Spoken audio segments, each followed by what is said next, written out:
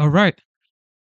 Welcome back to the live show. We are back for another one. It is currently 1:50 a.m. And of course, today's date is the 13th of August 2025. How are you doing? Yes, I wasn't going to come up here, but I'm like, all right, let me just come up here. Let me come up here, ladies and gentlemen. You know what time it is? It is your boy Genesis. Welcome back to the Genesis show. We're going to do this real fast, okay? So everybody can go to bed, all right? Because I just had a feeling. All right. All right. I had a feeling, okay? I had a feeling that should come on here. So I'm here. All right? I'm here. All right. So we're going to check out Caroline Levitt as she has her press conference. And then we're also going to check out uh, Judge Janine Pirro also. And then whatever comes next comes next. But for now, we're going to check out Press Secretary Caroline Levitt, the youngest press secretary, a mom and a wife. And she's been doing a great job. So we're going to go straight to the point because we are already late. So we don't want to take too much time. Let's go straight to the point. Everybody, don't forget, this is the United States. This is not the divided state. Whether you are a Democrat or a Republican, it doesn't matter. What matters is you love the United States, you believe in the United States, and you support the United States. So be kind, be nice in the comment section. See Shelly, good genes, good genes. See Shelly, how are you doing? Thank you for being here. God bless you. Salute to you. All right, let's go straight to the point. Here we go. Sit back, relax, enjoy the show, and put your comment in the chat. Be respectful, stay united. Nobody cares if you're a Republican or a Democrat. Just be respectful, enjoy yourself, and have fun. Here we go. Good afternoon, everybody. Good afternoon. Good to see all of you here again today. On Friday morning, President Trump will travel across the country to Anchorage, Alaska, for a bilateral meeting with Russian President Vladimir Putin. The brutal war between Russia and Ukraine broke out under Joe Biden's incompetent leadership, but President Trump is determined to try and end this war and stop the killing. As the president has said over and over again, his strong preference will always be for peace and partnership, whenever those outcomes can possibly be achieved. There is no leader in the world right now who has been more committed to preventing wars or ending them than President Donald Trump. Just look at what took place here at the White House last Friday, when President Trump hosted the Azerbaijani president and Armenian prime minister and got the two leaders to sign a historic joint declaration for peace, ending a decades-long conflict that disrupted the region and claimed countless lives. In other news, we continue to see positive economic reports across the board. Today's CPI report revealed that inflation beat market expectations once again, and inflation remains stable. Overall, inflation has run at a 1.9 average annual pace in President Trump's first 6 months in office. Prices for everyday goods continue to decline. Energy prices fell in July, including gasoline, which is down nearly 10% over last year, and propane, which is down 2.5% over last year as well. Egg prices fell once again in July and are down 20% since President Trump took office. Shelter inflation, the largest contributor to overall inflation, is at its lowest level since October of 2021. Wage growth for American workers is beating inflation once again. As inflation declines, this administration continues to be wholeheartedly committed to putting more money back into the American people's pockets. American real wages are up 1.3% over last year and have increased each month since President Trump took office. And small business optimism, according to this morning's report, has also reached a 5-month high. Ignore the panicans and trust in President Trump. That is our motto here at the White House. The America First economic agenda is working. On another matter, yesterday, President Trump took bold action to finally restore law and order right here in our nation's capital. The president declared a crime emergency in the District of Columbia, federalized the D.C. Police Department, and mobilized the D.C. National Guard to end violent crime in our nation's capital. As part of the president's massive law enforcement surge, last night, approximately 850 officers and agents were surged across the city. They made a total of 23 arrests, including multiple other contacts. Last night, these arrests consisted of homicide, firearms offenses, possession with intent to distribute narcotics, fare evasion, lewd acts, stalking, possession of a high-capacity magazine, fleeing to a lewd in a vehicle, no permits, driving under the influence, reckless driving, and a bench warrant. A total of 6 illegal handguns were seized off of District of Columbia streets as part of last night's effort. This is only the beginning. Over the course of the next month, the Trump administration will relentlessly pursue and arrest every violent criminal in the district who breaks the law, undermines public safety, and endangers law-abiding Americans. President Trump will not be deterred by soft-on-crime Democrats and media activists who refuse to acknowledge this rampant violence on our streets. He is going to make our nation's capital the most beautiful and safe city on earth, just as he promised on the campaign trail. Staying on the topic of public safety, the Trump administration continues to shatter records on border security. According to brand new numbers released this morning from Customs and Border Patrol, illegal crossings have fallen to all-time lows once again. Here were the records set in July. Again, these numbers were released this morning. The lowest monthly nationwide encounters ever, down nearly 90% from the monthly average under the Biden administration. The lowest monthly Border Patrol apprehensions nationwide ever, smashing the previous record set the prior month in June. The lowest monthly Southwest border apprehensions ever. The lowest daily apprehension average ever. The lowest single-day apprehensions ever. And for the third straight month, there were 0 illegal aliens released into the country. Let me repeat that remarkable statistic. For the third month in a row, not a single illegal alien was released by the Trump administration into the United States of America. This is historic.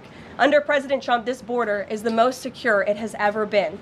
When you fortify the border, when you restore deterrence, and when you empower Border Patrol agents and our brave men and women in uniform to actually do their jobs to enforce our laws, like this president has, this is the incredible result.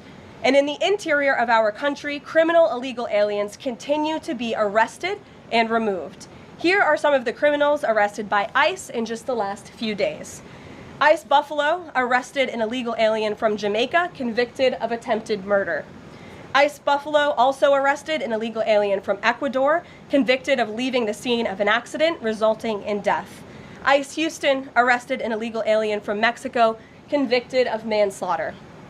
ICE Newark arrested an illegal alien from Mexico convicted of the sexual assault of a minor. ICE Dallas arrested an illegal alien from Mexico convicted of assault causing bodily injury.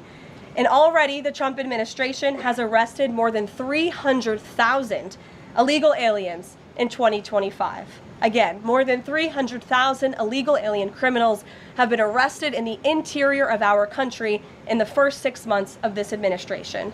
And despite many false reports in the media, nearly 70% of these arrests have been criminal aliens with criminal charges or prior convictions. This is success all around. This is removing the most dangerous public safety threats from America's communities and returning these individuals to their home countries. So there's been success all around. I'm sure you have a lot of questions today. I'm happy to get to them, so let's get started. And as always, we'll start with our new media seat, who is our podcast host today, Benny Johnson. Benny, why don't you kick us off, and thanks for being here. Thank you, Caroline. As a DC resident of 15 years, I lived on Capitol Hill. I witnessed so many muggings and so much theft. I lost track. I was carjacked. I have murders on my Ring camera and mass shootings.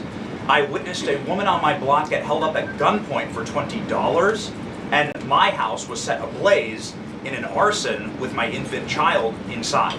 And so to any reporter that says and lies that DC is a safe place to live and work, let me just say this. Thank you. Thank you for making the city safe, because no parent should have to go through what my family went through, having the fire department rip open their door to save their infant child. And so thank you for your work on securing this city. My question to you is this. Nancy Pelosi has attacked the president for deploying the National Guard to the city, saying that it is to cover for his incompetence. Hillary Clinton has also attacked the president for securing the city of Washington, D.C. I'd like to get your response to Nancy Pelosi and Hillary Clinton. Sure. Well, first of all, Benny, I'm so sorry that happened to you and your family. There have been, unfortunately, far too many victims of crime in this city, and I know the majority of residents in the District of Columbia agree with you. In fact, a new poll from the Washington Post I was reading this morning, this was released in May of 2024, so it's quite funny how many of you in the media agreed with what the president was saying yesterday, but now once the president says it, many of you are disagreeing with him. But this poll released by the Washington Post found that 65% of district residents think crime is an extremely serious or a very serious problem, and this was up from 56% last year. So the concern that you share with so many other residents in the District of Columbia is real, and that's why this president is taking action to address it. To get to the heart of your question, I think it's despicable that Democrats cannot agree that we need more law and order in a city that has been ravaged by violence, crime, murders, property theft. This should be a winning issue for all Americans. I don't understand. It's just anything President Trump does, the Democrats want to disagree with. I think the president would love to work with Democrats on this issue to bring law and order to America's cities, but unfortunately they have failed, and that's why he's taken this historic action to federalize the National Guard. And as you're seeing from last night's numbers, we already have seen success. We are removing violent offenders, we are arresting criminals, and we are removing drugs and firearms off of the streets of the city to make it safer for all of its residents. Just a very quick follow-up to that. Given the heroic actions of a member of this administration just a few blocks from this building, will the president consider giving the Presidential Medal of Freedom to Big Balls? I haven't spoken to him about that, but perhaps it's something he would consider. I'll ask him and get back to you, Benny. Thanks for being here. Gabe. Thank you, Caroline. Regarding the President Trump summit on Friday, why not invite Ukrainian President Zelensky to that summit? I know the president said yesterday that he planned to speak with him right after the summit and even before, but why not invite Zelensky, and whose decision was it to not invite him? Was it the president or was it President Putin? Well, this meeting came about because the president of Russia asked the president of the United States to meet through his special envoy, Steve Witkoff, who, as you all know, traveled to Russia to have a conversation with Putin at his request. And so the president is agreeing to this meeting at the request of President Putin. And the goal of this meeting for the president is to walk away with a better understanding of how we can end this war. And the president said at this podium yesterday when he joined all of you in the room that he hopes in the future there can be a trilateral meeting with these three leaders to finally bring this conflict to an end. But this administration has really used every lever, has taken every measure to achieve peace through a diplomatic solution. And I think the president of the United States getting in the room with the president of Russia, sitting face to face rather than speaking over the telephone, will give this president the best indication of how to end this war and where this is headed. And another question on something that happened yesterday, but I wanted to get the White House response. A judge ruled that the grand jury transcripts in Ghislaine Maxwell's case should not be released. What's the White House response to that? And do you plan to appeal? And what do you tell President Trump's supporters who want that information released? We think that decision is unfortunate. Of course, we moved to unseal that information because the president has said he wants to see credible evidence released. As for the appeal process, I would defer you to the Department of Justice for that. Rachel. Thanks so much, Caroline. We're learning that President Trump spoke with Ukrainian President Zelensky. I was curious if you can share any more details about their call, and did Zelensky give President Trump any red lines, any non-starters ahead of this summit on Friday? Look, I don't want to reveal the private conversations between the president and President Zelensky, but what I can tell you is that the president has deep respect for all parties that are involved in this conflict and are trying to bring this conflict to an end. After Special Envoy Witkoff returned from his meeting with President Putin in Russia, his first phone call was to President Trump. And President Trump's first phone call was to President Zelensky and to our friends in Europe to to keep everybody in the loop about where the United States can see moving the ball forward to end this conflict. And so we continue to be very much engaged with President Zelensky and the Ukrainians, but also our allies in Europe as well. And then just one more for you. How does the president measure success coming out of this meeting? The president at times has suggested that Putin might be tapping him along. Is he prepared to walk out of this meeting if he senses that Putin is not serious about ending this war? I think I just answered that question for you and what the goal and the expectation of the meeting is. And I won't jump ahead of any hypotheticals, and I'll leave it to the president to speak to all of you after the meeting, which I'm very confident he will. Steve. Is he optimistic that a deal will emerge from this meeting, or is he simply going to listen? I think this is a listening exercise for the president. Look, only one party that's involved in this war is going to be present. And so this is for the president to go and to get, again, a more firm and better understanding of how we can hopefully bring this war to an end. Caroline, how did you settle on Alaska as the site for this? So there were some other sites being discussed. This is like it was a midpoint between the two leaders? There were many sites discussed, but of course Alaska is a state within the United States of America. So the president is very honored and looks forward to hosting President Putin on American soil. Last thing, is there a joint news conference plan, or will the president have a solo one? What sort of scheduling stuff? Yeah, the mechanics and the scheduling, Steve, are still being ironed out. For Friday, we're working with our Russian counterparts to put those plans into action, and of course we'll keep you all apprised on the logistical details of Friday as soon as we get them. Charlie? The president said at the podium yesterday twice that he was planning to go to Russia. Was that a verbal slip-up, or does he actually plan to go to Russia? Perhaps there are plans in the future to travel to Russia, and on Friday the president will be meeting with the Russian President Vladimir Putin in Alaska, as you know. Phil? Last week, the president said the CEO of Intel was highly conflicted, seeming to cite his past investment with Chinese companies that were doing business with the Chinese military. Yesterday, he called his meeting with that CEO a success. So what can you tell us about what the Intel CEO said to President Trump that changed his mind? The president put out a statement that you cited, Phil. I will leave it at that. He shared his thoughts on that meeting and how it went, and for any further comment on that, I'll leave it to him to make. Will the Bureau of Labor Statistics continue to put out monthly jobs reports? Well, look, what I'll tell you about the Bureau of Labor Statistics, I believe that is the plan, and that's the hope, and that these monthly reports will be data that the American people can trust. As you know, the Bureau of Labor Statistics has made massive revisions after the last several reports that they have put out. And there has certainly been a decline in the quality and the reliability of data coming from the Bureau of Labor Statistics, and there's been an increase in revisions. And this president and the administration is finally tackling this problem that so many have talked about, and the president is actually doing something about it. We need to restore new leadership that we can trust. As you know, the president has appointed someone new to take over the BLS, and so we need to look at the means and the methods of how the United States is acquiring this very important data, and all of that is going to be done, and the goal, of course, is to provide honest and good data for the American people to make very important economic decisions on. Michael. Thank you, Caroline. Two questions, if I may. The president has talked about land swaps between Russia and Ukraine. Vladimir Putin says he wants Russia to hold on to Russian-occupied territory in eastern Ukraine. Is the White House at all concerned about the messaging that potentially giving over or allowing for Russia to maintain its occupied territory in eastern Ukraine, what that might say to other U.S. adversaries like China? Look, right now, the President of the United States has done more to end this war than his predecessor, Joe Biden, who allowed this war to take place. This war, don't forget, happened at the result of the weakness and the incompetence of the previous administration. And so the president inherited this conflict, and he is determined to end it. And it's a very complex and complicated situation.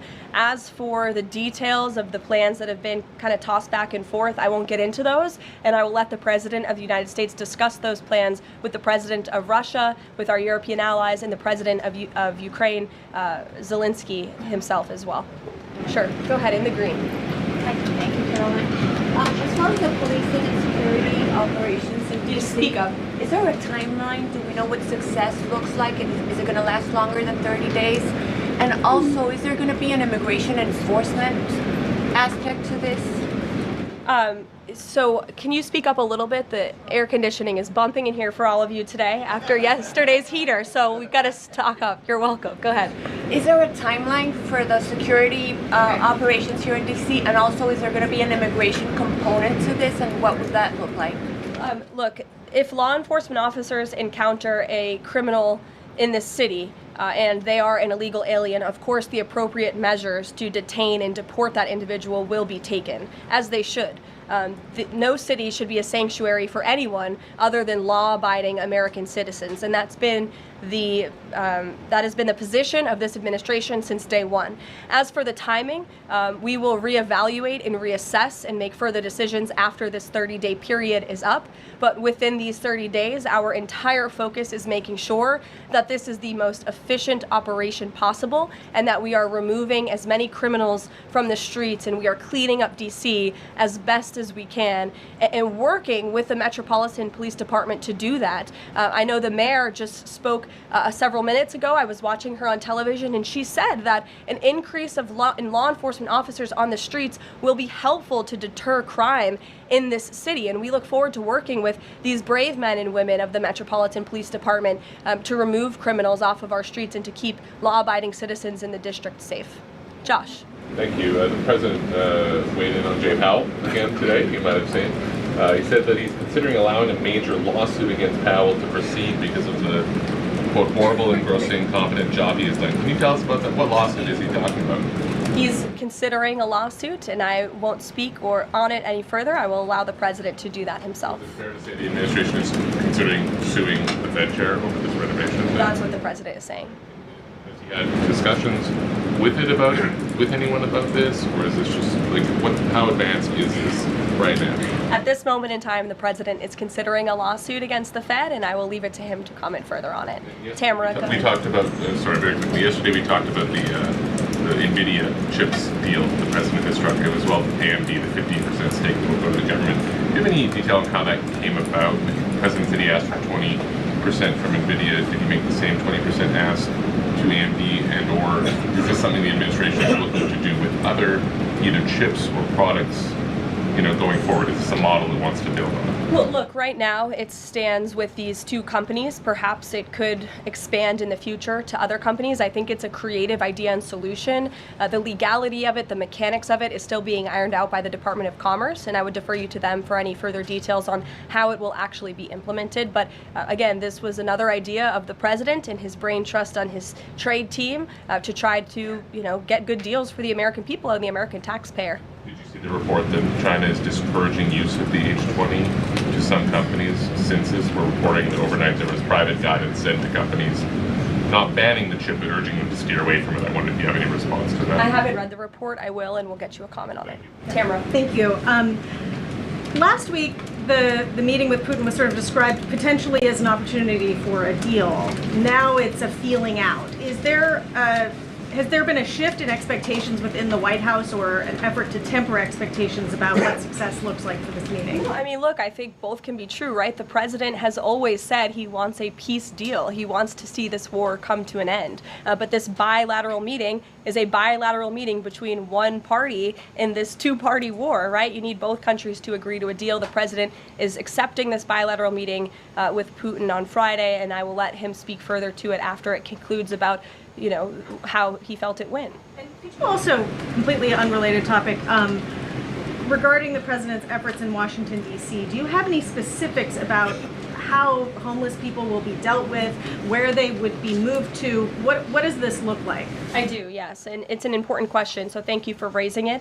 The Metropolitan Police Department, with the support of the new federal agencies who have been surging on the streets of the District of Columbia, are going to enforce the laws that are already on the books here in Washington, D.C. For far too long, these laws have been completely ignored, and the homelessness problem has ravaged the city. So D.C. Code 22-1307 and D.C. Municipal Regulation 24-100 give the Metropolitan Police Department the authority to take action when it comes to homeless encampments.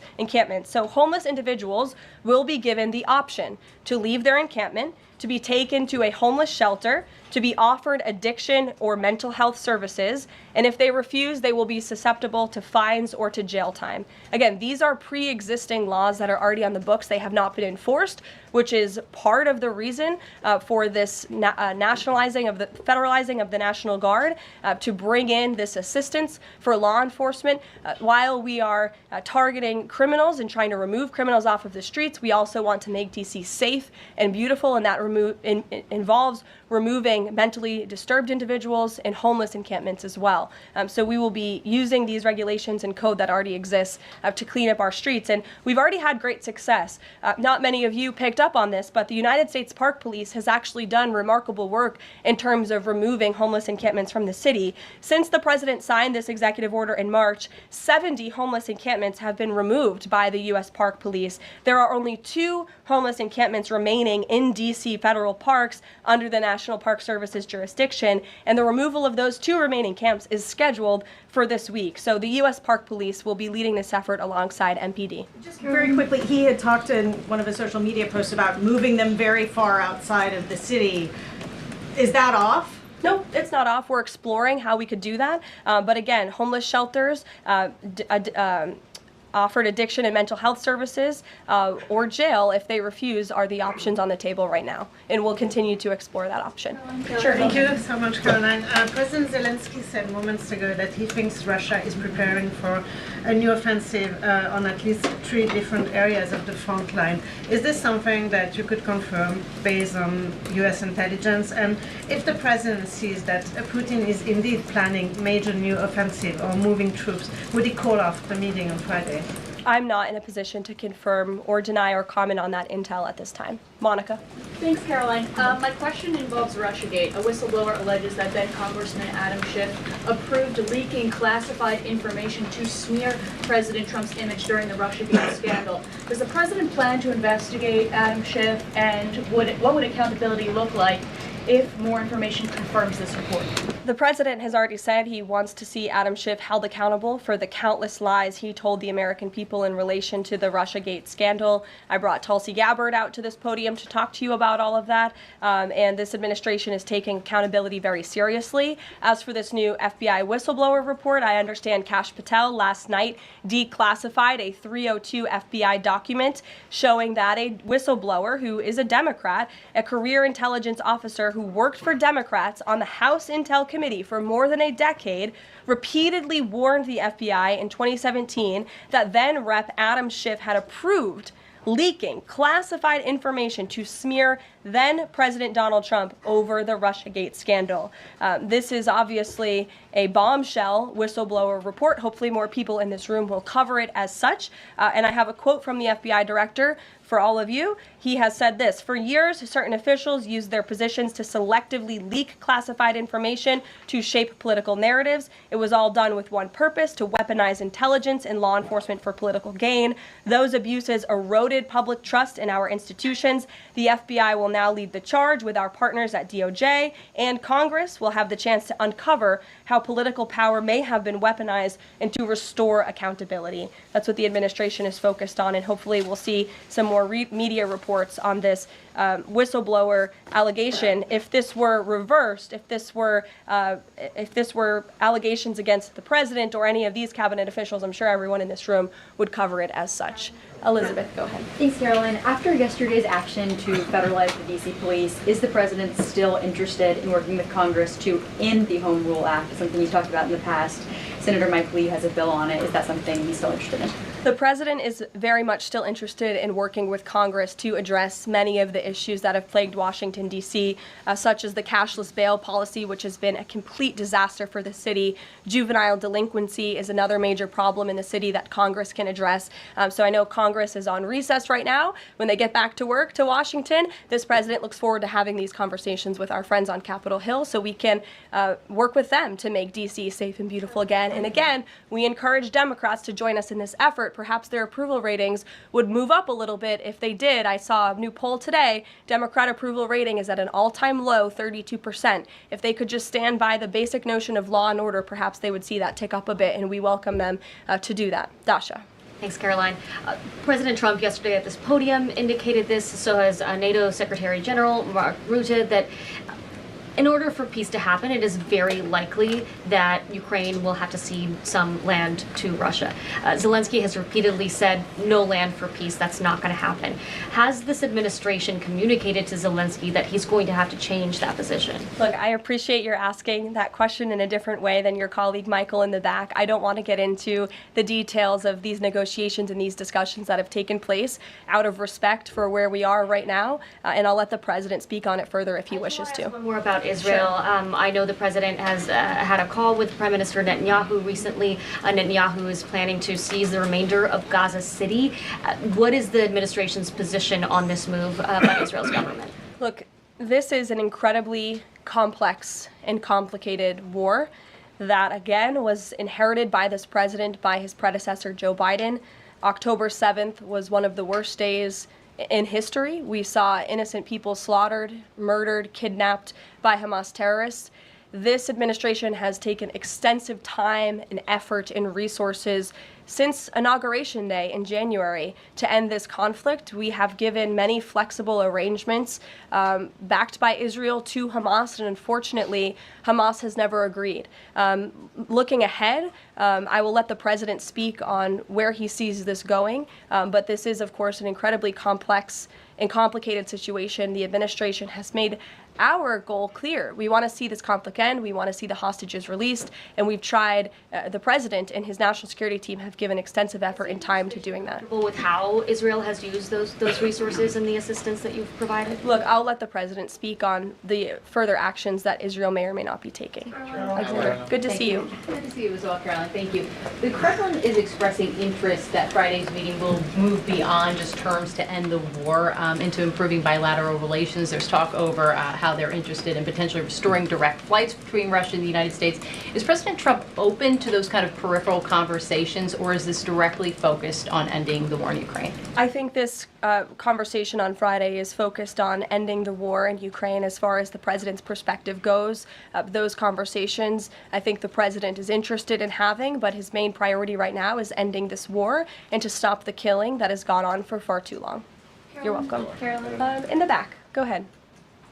Yeah, two questions on the economy. So first, we've had small businesses tell us that it's not foreign exporters who are eating the tariffs, it's them. And they've held off on raising prices, but soon they're going to have to raise prices. What is the White House's message to them?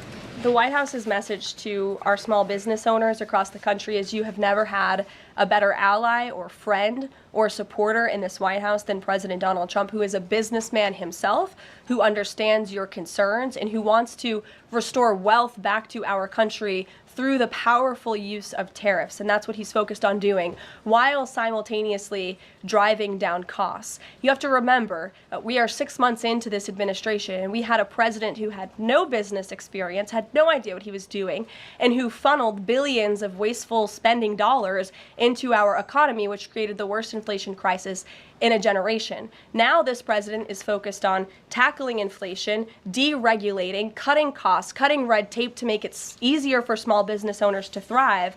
And again, the economic indicators show that we are moving in the right direction. In January, when this president showed up to the White House, the 6-month annualized core inflation rate was 3.7%. Today, 6 months later, the 6-month annualized core inflation rate is 2.4%. So we are trending in the right direction. Moving forward, since President Trump took office, for another 6 months, inflation will be tracking at 1.9% at this trajectory. You look at grocery prices, they fell, energy prices fell, fuel oil fell, ship fares fell, propane fell, butter, margarine, eggs, non-prescription drugs. You go through the list of items that are falling. And then I would also point to that report this morning showing that small business optimism has reached a 5-month high. So look, we inherited an economic mess from the previous administration, but this administration is focused on fixing it every day. And part of that is signing the largest tax cuts into law. to put more money back into the pockets of these small business owners. Just on the BLS, they collect the inflation data, obviously. If the jobs data is not reliable, should Americans trust the inflation data? Well, look, the jobs data has had massive revisions. We want to ensure that all of the data, the inflation data, the jobs data, any data point that is coming out of the BLS is trustworthy and is accurate, which is why the president has restored new leadership at the BLS. Sure, go ahead. Yeah. Okay. Hi. Thank you. Hi. Gavin Newsom has said that California is going to sue in response to the government's demand for $1 billion from UCLA over the DOJ's anti-Semitism findings. Newsom has called this extortion and ransom. So I'm wondering what the White House's response is to Newsom on UCLA. Bring it on, Gavin. This administration is well within its legal right to do this, and we want to ensure that our colleges and our universities are respecting the First Amendment rights and the religious liberties of students on their campuses, and UCLA has failed to do that. And I have a whole list of examples that I will forward to Gavin Newsom's press office if he hasn't seen them himself. Brett. Thanks, Caroline. What was the reason that President Trump chose to move on from Billy Long as IRS commissioner? Look, I think the president wants to see Billy Long as the ambassador to Iceland. As you know, that is where he will be headed. And the president loves Billy Long, and he thinks that he can serve the administration well in this position. For now, Secretary Scott Besson will be the acting IRS commissioner. Timeline for announcing a new pick? Go ahead. Thank you. Ed, go ahead, but then in the back. Yes. Go in the back first. Okay, sure. Thanks, Caroline. One foreign policy and then one domestic question, if I may. There are roughly 30,000 children from Ukraine who have reportedly been abducted and are kind of dispersed around Russia. They've been showing up on these websites for adoption. Is their return a red line for the president in any deal ending the war? The administration is aware of these reports. I don't want to set red lines for the president on his behalf from this podium. However, the president did encourage Ukraine and Russia to speak directly to one another in terms of these humanitarian issues. And we have seen progress. You have seen prisoners of war swapped between these two countries as a result of these direct talks, as well as children, and that remains a concern, but it's one that Russia and Ukraine need to iron out together, which is why this president has encouraged them to speak. Okay, and then if I can, the D.C. action real quick. The president said yesterday that this is a model federalizing the National Guard that could be used to combat really high rates of crime in other cities like Chicago, LA, Baltimore. What sort of authority would he have to deploy forces like that, absent the Home Rule Act? Look, the president is speaking about what he'd like to see take place in other cities around the country. Right now, this administration is focused on making D.C. safe and beautiful again. When the time comes, we'll talk about that. But I will note that the president wants to see all of our nation's cities be safe. But I think starting with our nation's capital is a great place to begin, and it should serve as a model for the rest of the country. Ed. Just to button up a few of the D.C. things, because a lot of them have been asked, but in talking with Congress about potential changes to home rule and whatever else, would he also push the House to finally pass D.C.'s budget so that it has access to all that money that it does need for policing, for schools, and for other services here in the city? Yes, and as you know, he has done that. He put out a statement calling on the House to take up the Senate's legislation, and he stands by that position. Let me take you back to something from last month. You guys announced the president was diagnosed with chronic venous insufficiency after his legs were seen swelling. How's he being treated for that?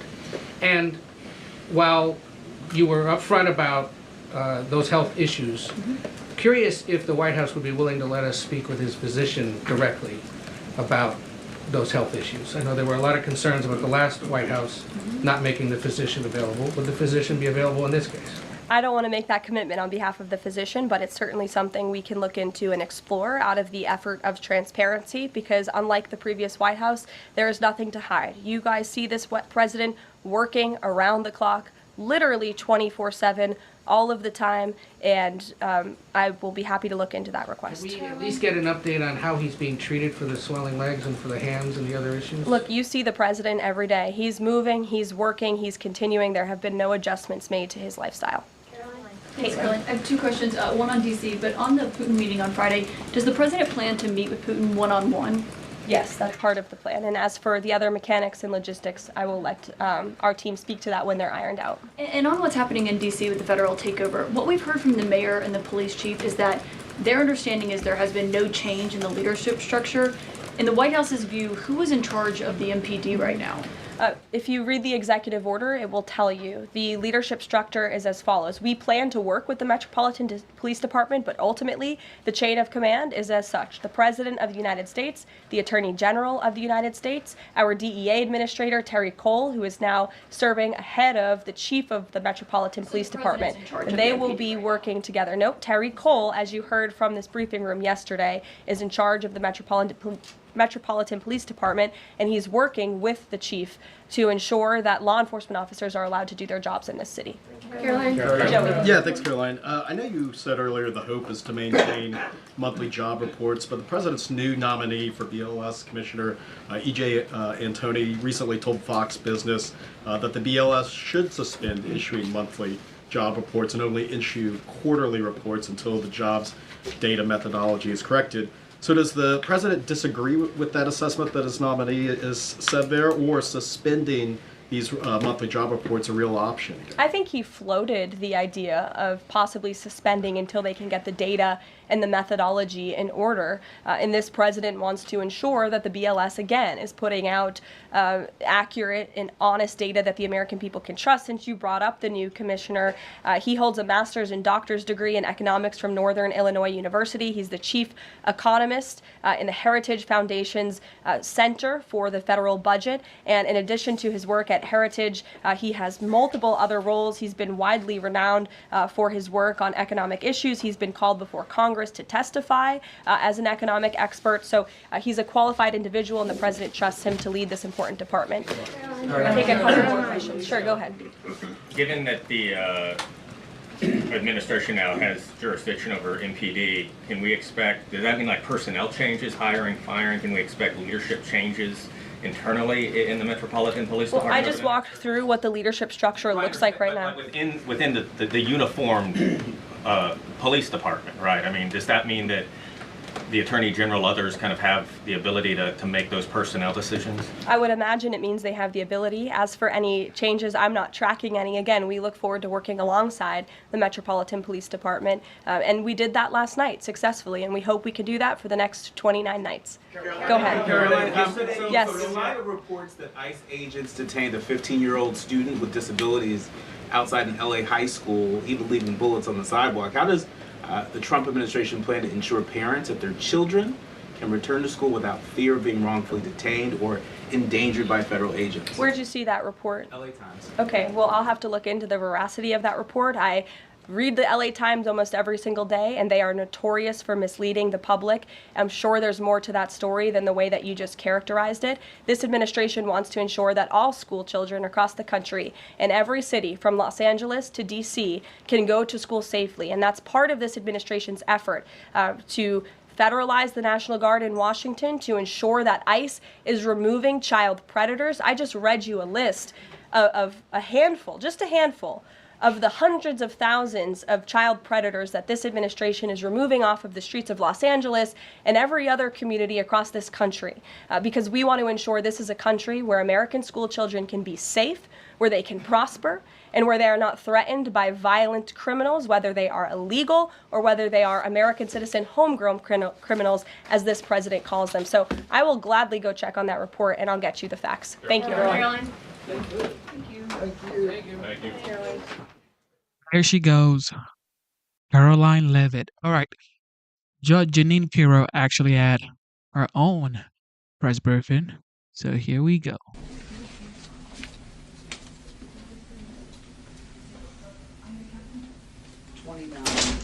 Tim, 29 and 24.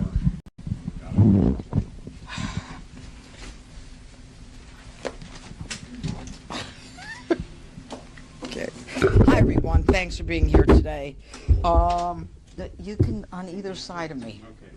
Okay. Yeah, come over here. It's okay. I don't bite. All right.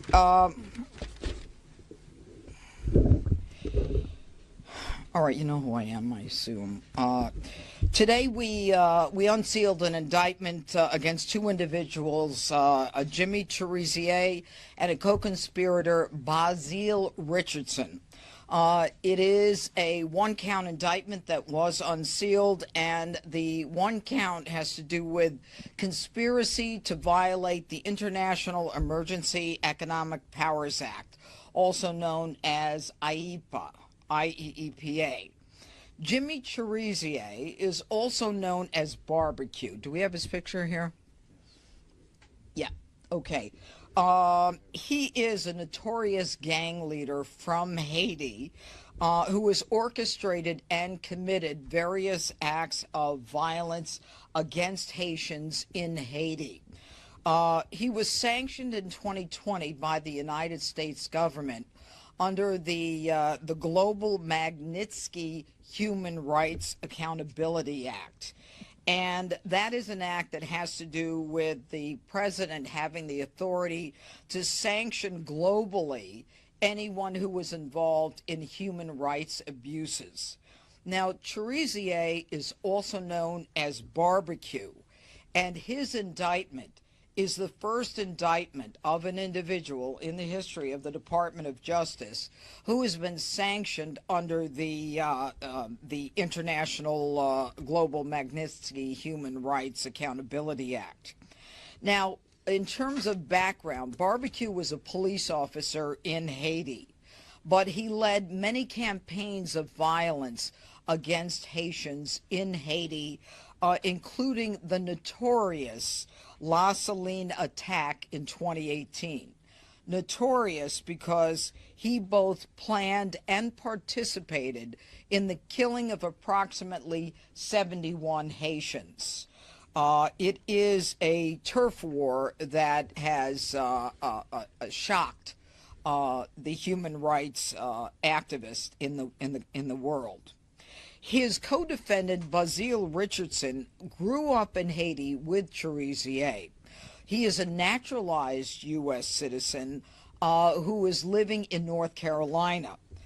He was also indicted under that same one count, and he is indicted for sending money to Cherizier, sending money from the Haitian diaspora in the United States to Cherizier. And knowing that Cherizier was sanctioned under that 2020 Magnitsky Act. Now, apparently he was a trucker who, although he was from North Carolina, was just picked up in Texas.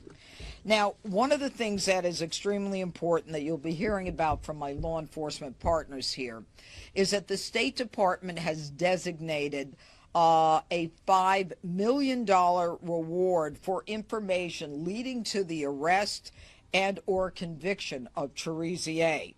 Now, I want to let the public know that anyone who is giving money to Cherizier, also known as Barbecue because of his violent acts in his home country, cannot say, I didn't know that he was sanctioned by the U.S. government. They will be prosecuted, and we will fine them because they are supporting an individual who is committing human rights abuses, and we will not look the other way. Now, this office is not unfamiliar with crimes of violence in Haiti. Several months ago, we got a conviction against an individual by the name of Jolie German, who was involved in the kidnapping of 16 American Christian missionaries in Haiti. Haiti is a hot spot right now, and I don't use that as a pun on words, but there is incredible violence going on there, which is why the State Department has gotten involved and why we have made the decision to make it very clear under the Magnitsky Act that we're coming after you if you give money to Cherizier. Now, I'd like now to call upon my partners, Acting Assistant Director of the FBI, Darren Cox. Hi, good afternoon. I'm Darren Cox. I'm the Acting Assistant Director of the FBI's Criminal Investigative Division.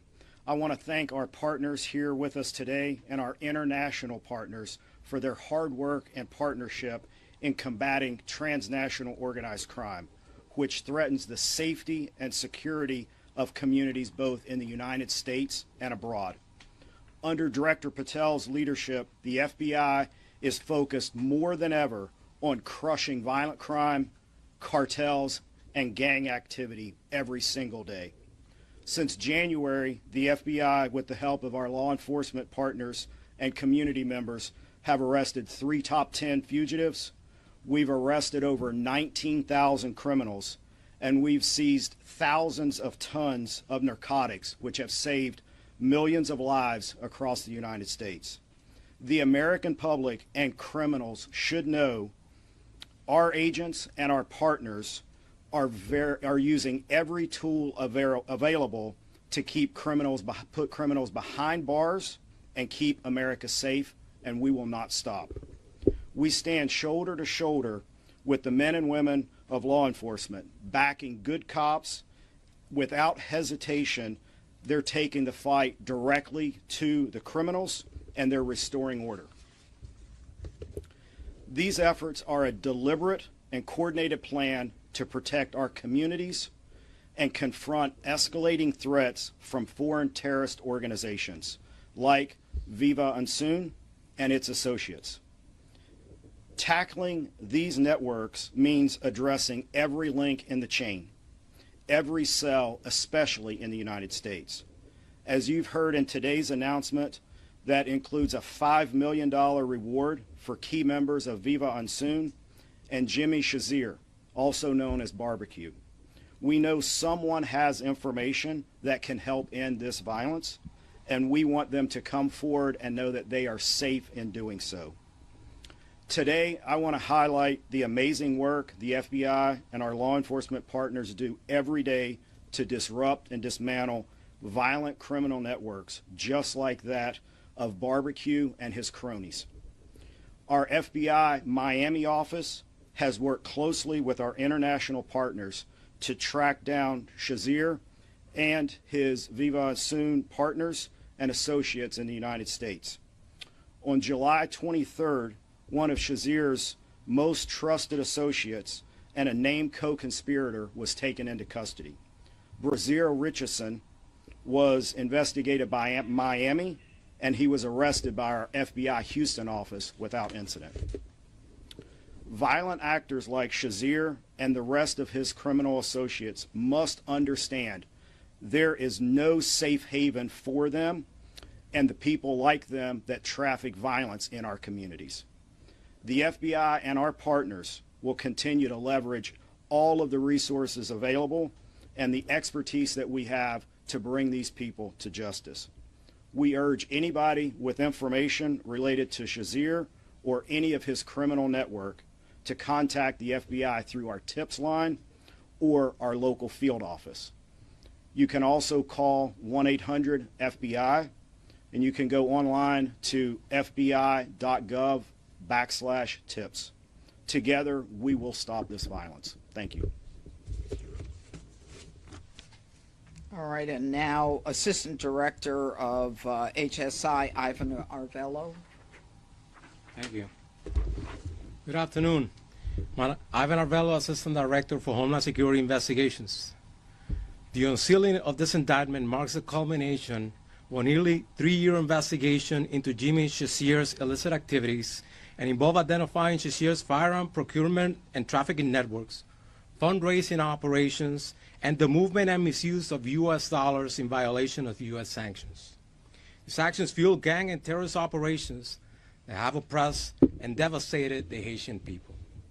Shazier's shift from Haitian law enforcement to violent gang leader was marked by his alleged involvement in the 2018 La Saline massacre. This horrific event resulted in 71 murders and the destruction of 400 homes as civilians residents of La Saline neighborhood in Port-au-Prince were caught in the middle of a gang battlefield with chaos and destruction. Over the years, international organizations have linked Shazier to several additional instances of human rights abuses. Today marks a significant step in bringing his reign of terror to an end. is a principal investigative component of DHS, responsible for investigating, disrupting, and dismantling transnational criminal organizations and terrorist groups who are seeking to exploit the customs and immigration laws of the United States. HSI worked with our federal partners to identify Shazir's various methods and networks, using U.S. assets and financial institutions to fund this gang, procure weapons of war, and extend its power. This type of investigation falls under HSI's counterproliferation and export enforcement mission to detect, disrupt, and dismantle illicit procurement networks operating on behalf of foreign adversaries, terrorist groups, and transnational criminal organizations. These criminal groups utilize complex strategies to acquire American weapon systems, sensitive technology, financial assets, and other resources to commit crimes across the globe, endangering Americans both domestically and abroad.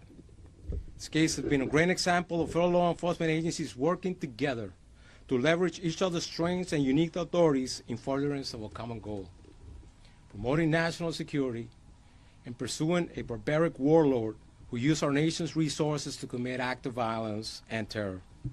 I'd like to extend my most heartfelt thanks to our federal law enforcement partners at the FBI, the DEA, the ATF, the Department of State, the U.S. Attorney's Office for Washington, D.C., and the Department of Justice National Security Division for the invaluable partnership and relentless efforts in making this indictment happen. Thank you, and good afternoon. And finally, Chris Landberg, State Department Senior Bureau Official. Good afternoon. Thank you, U.S. Attorney Bureau, for hosting us. Thanks to our law enforcement partners. Again, I'm Chris Landberg. I'm the Senior Bureau Official of the Bureau of International Narcotics and Law Enforcement Affairs at the State Department. We're known as INL. Today, the Department of State, along with our federal law enforcement partners, is taking action to protect our nation, to protect the American people, and protect the hemisphere from foreign terrorist organizations, or FTOs. The Department of State is announcing a reward offer of up to $5 million for information leading to the arrest and or conviction of Haitian gang leader Jimmy Cherizier, also known as my colleagues have said, by the name Barbecue. And there's a poster right here related to this reward offer.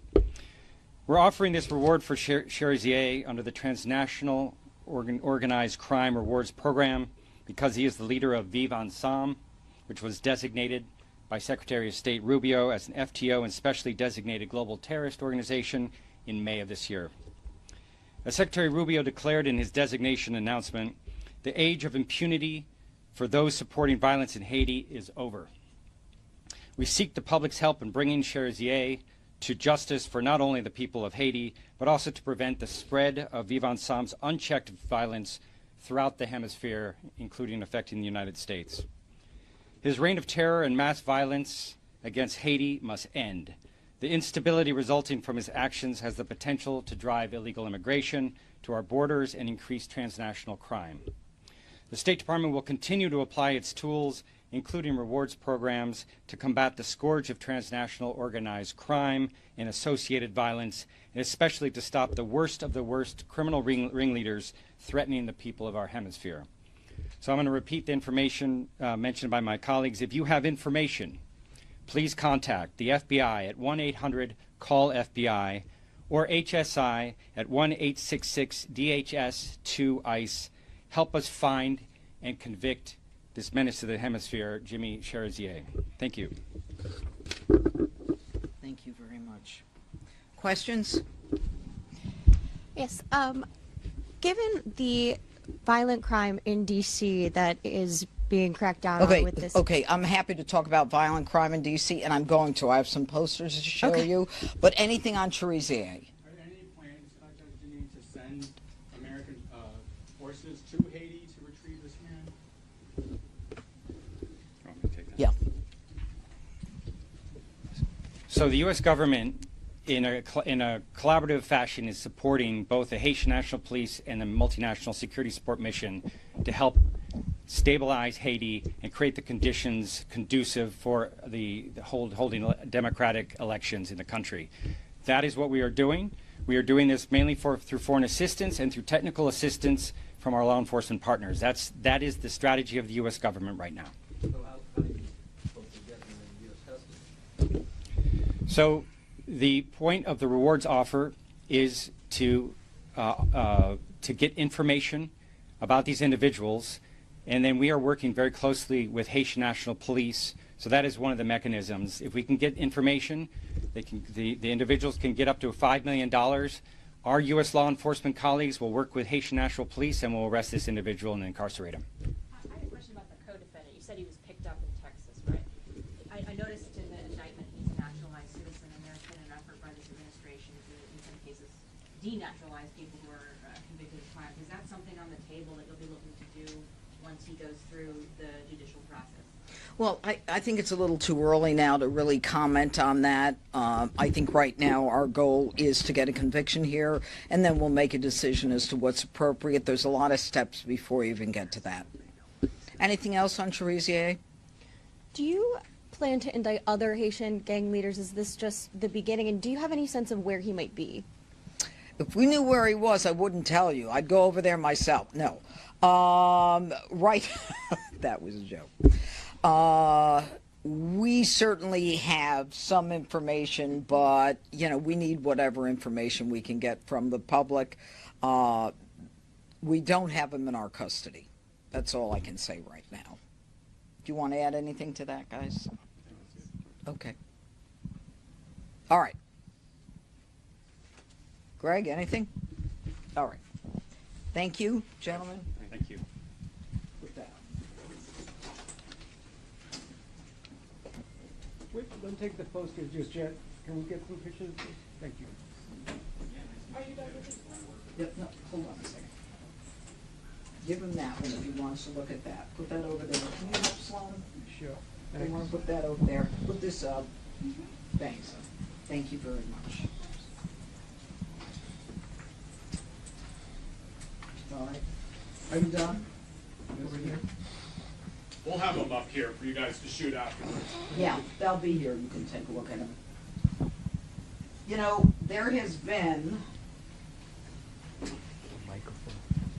been a great deal of discussion. Can we get you the mic? You want me at the mic? If you could hold that.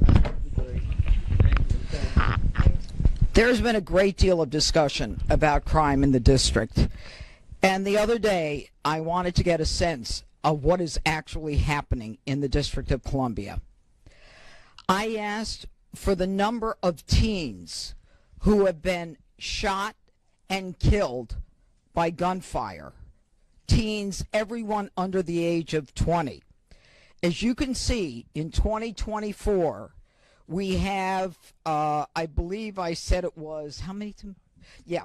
As you can see, in 2024, we have 29 individuals who were shot and killed in the district, all teens, some as young as 3 years of age, okay, because of gunfire.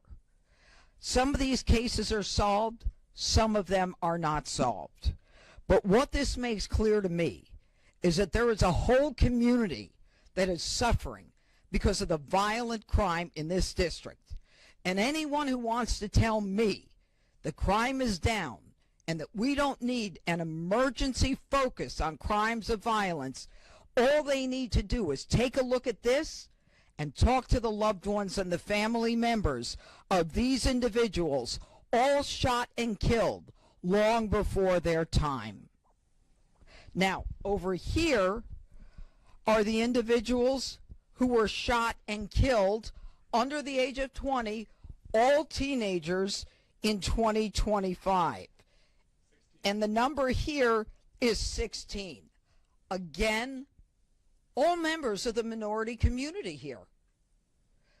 I don't know how many of these cases have been solved, but what I can tell you is, again, it's guns on the streets. It's individuals who are not concerned about accountability, who don't have any reason to fear law enforcement.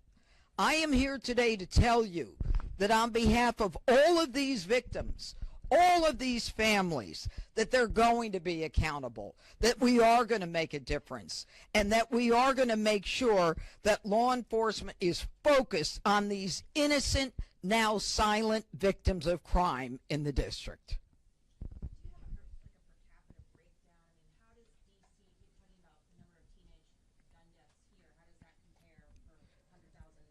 Anywhere else? All I know is we rank in deaths. 2 years ago, we were one of the fourth highest. We were the fourth highest in the United States. I don't need any more statistics. All I need are people to recognize that these were vibrant human beings cut down because of illegal guns. I guarantee you that every one of these shootings was with an illegal gun. All right? And I guarantee you that every one of these individuals was shot and killed by someone who felt that they were never going to be caught. And I want to send a message that we are going to catch you, that we are going to change the laws, that if you're 14, 15, 16, 17, we're going to bring you into the justice system. No more of this D.C., council, if they're under 16 or if they're under 19 or if they're under 25, we'll give them probation. No more. I'm done with that. Guns on the hurdles that you face, and you're just talking about it right there, but what can you conceivably do as the D.C. U.S. Attorney to address those laws, address the D.C. crime lab, which is not accredited, and also at the same time address some of the prosecutorial issues you talked about? Okay. Those are great questions. Number one, the D.C. Crime Lab is now accredited and validated very recently. So Dr. Diaz has communicated that to us, and we are working with the D.C. Crime Lab. Our concern is making sure that we have enough people who are able to analyze the DNA and all of the testing that we need to have done. That's number one. Number two, as it relates to prosecution, I have been very clear that Title 16 is not enough.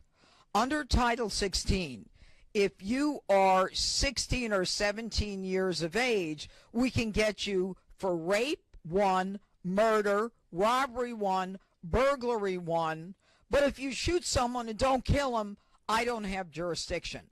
It goes to the Attorney General, the State Attorney General, Brian Schwab, and the focus is family court rehabilitation. Now, I was a family court judge in New York for a short period of time. The mission there is not punishment, it's rehabilitation, as evidenced by, do we have those posters? Yeah, we had a poster with what you get is yoga, and you get ice cream socials in family court. Well, I'm done with yoga and ice cream socials. We've got to change the law to bring them into the justice system. We've got to get rid of the 3 statutes or 3 laws passed by the D.C. Council.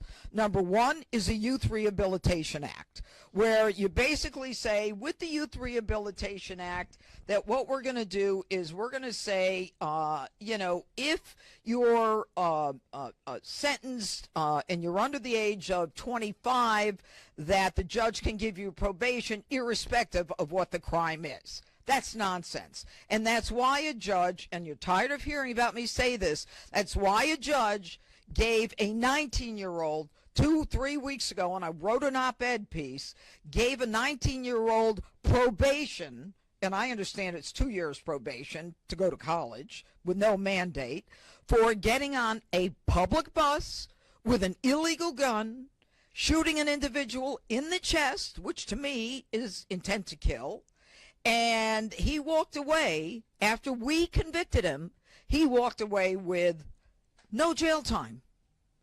If that's what you want in this district, then I'm the wrong person to be United States Attorney. Number one, the Incarceration Reduction Act. The Incarceration Reduction Act that the D.C. left-leaning council passed says if you're 25 years old and you were sentenced to 15 years as a young kid for probably murder, even a serial murderer, we can let you out if you're 25. We can let you out because, not because you're rehabilitated, not because the offense wasn't that bad, but because we can. And that's got to go. All right? And the third thing is record sealing. I go through all of the effort to get a conviction, and they want to seal the convictions. They want to say, we want to seal convictions after 5 years. If I'm a mother, and thank God my kids are older, If I'm a mother, I want to know if a nanny has an assault conviction. If I'm an employer, I want to know if this person has been convicted of larceny or petty larceny. Or if, say, I'm not in a public school, but I got a private, like, teaching a tennis group. I need to know if this guy's a predator, a pedophile. Everything about the D.C. Council's focus is defendant-oriented. I'm oriented to these people, and the people of the district are as well. You just walked through the. This federal takeover that you talked about a little bit. Well, you talked a lot about it, but any special. I don't have any special powers. I wish I did. Can you also talk about where you stand on hiring prosecutors and judges? I am. I am. You know, I'm not going to bore you with the facts. Don't quote me on that. That was off the record. I can only hire during certain periods once there's been an ad or some kind of posting, and then I can hire. Okay, I'm doing it. I'm doing the best I can. The president has given me the permission to hire. This is an office that has been neglected, and I'll say it publicly. It's been neglected. With people signing contracts, they didn't know what they were signing. All right, it just kind of ran on its own. Not anymore. This is an office where nobody seemed to care that we were down 90 lawyers, 60 investigators, and paralegals. I do. And so my effort is to get people who want to work in the nation's capital, who want to work in the largest United States Attorney's office in the country, and the best office. Because we're not just federal prosecutors, we're local prosecutors. We get down and dirty in street crime. And that is what really motivates a lot of my prosecutors. You just walked through the changes you'd like to see from the punitive aspects. What about preventative? Do you or the president plan to do anything to address the root causes of crime in D.C., such as truancy?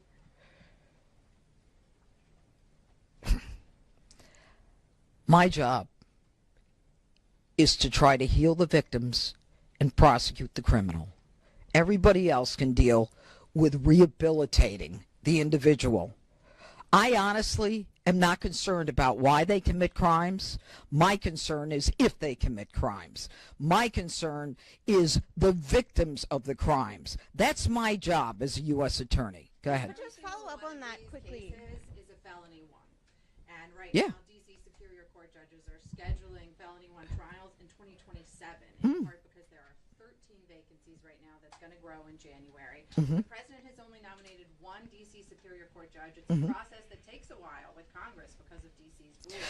Have you talked to the president about Yeah. this? Is the White House moving forward Yes. with more nominees? You're going to need these judges to Yep. get these done. As recently as yesterday, I spoke with the president, and I have spoken to the president before about these vacancies. The president wants these vacancies filled as soon as possible because, like everyone in this room, it's common sense. It's not fair to the victims, to the families. It's not fair to the defendant. Why should the defendant who's charged with a crime have to live with a case for 3 years because there's not enough judges? We're all on the same page about what makes sense and what's fair. And so we're working on that. There's a whole thing with the Judicial Nominating Commission, and then they have to get approved, and then we have to get the Senate to approve. When can we expect step one? You can ask the Senate. No, the names from the president. He has to know. When can we expect names? Soon. Very soon. Weeks? Soon. We're all out of time. Okay, you're out of time? That means he's had enough. Goodbye. Thank you.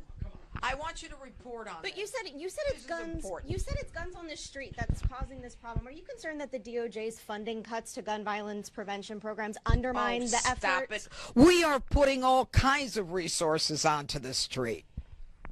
But what about the gun aspect of the gun violence? Thank you, guys. Thanks. Martin issued a press release hailing the drop in crime rates at the end of April. What changed? It's never enough. This changed. This changed. Uh-oh. It's never Uh-oh. enough. You tell these families crime has dropped. You tell the mother of the intern who was shot going out from McDonald's near the Washington Convention Center, oh, crime is down. You tell the kid who was just beat Facts. the hell and back with a severe concussion and a Facts. broken nose, crime is down. No, that falls on deaf ears. And my ears are deaf to that. And that's why I fight the fight. Thank you. Facts. Judge Janine Pirro. Facts on facts. All right, here we go. Hannity. Hannity, y'all. Uh-oh. Uh-oh. What's going on? All right, here we go. Oh, we're back. By stating the obvious one more time.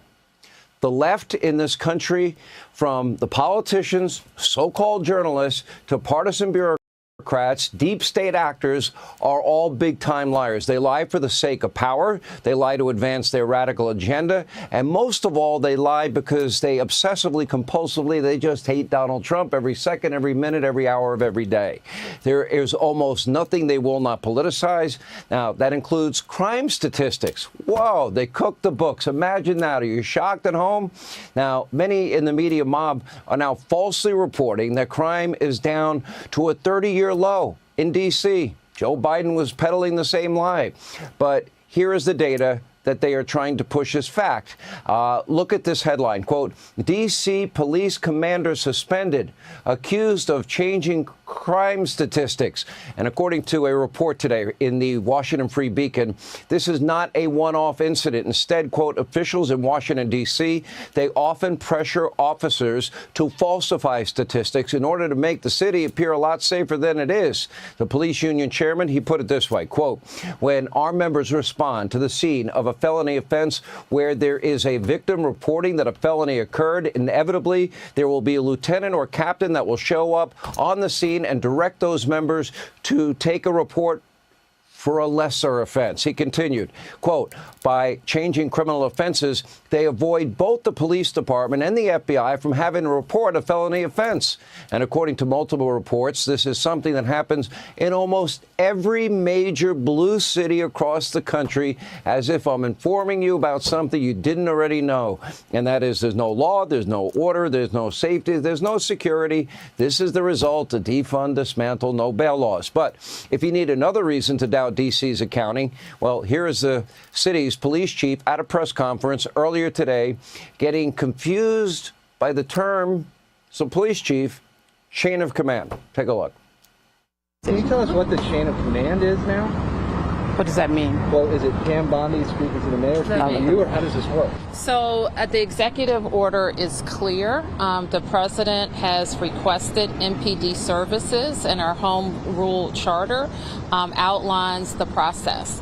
The president designated Attorney General Bondi as his proxy to request services through me.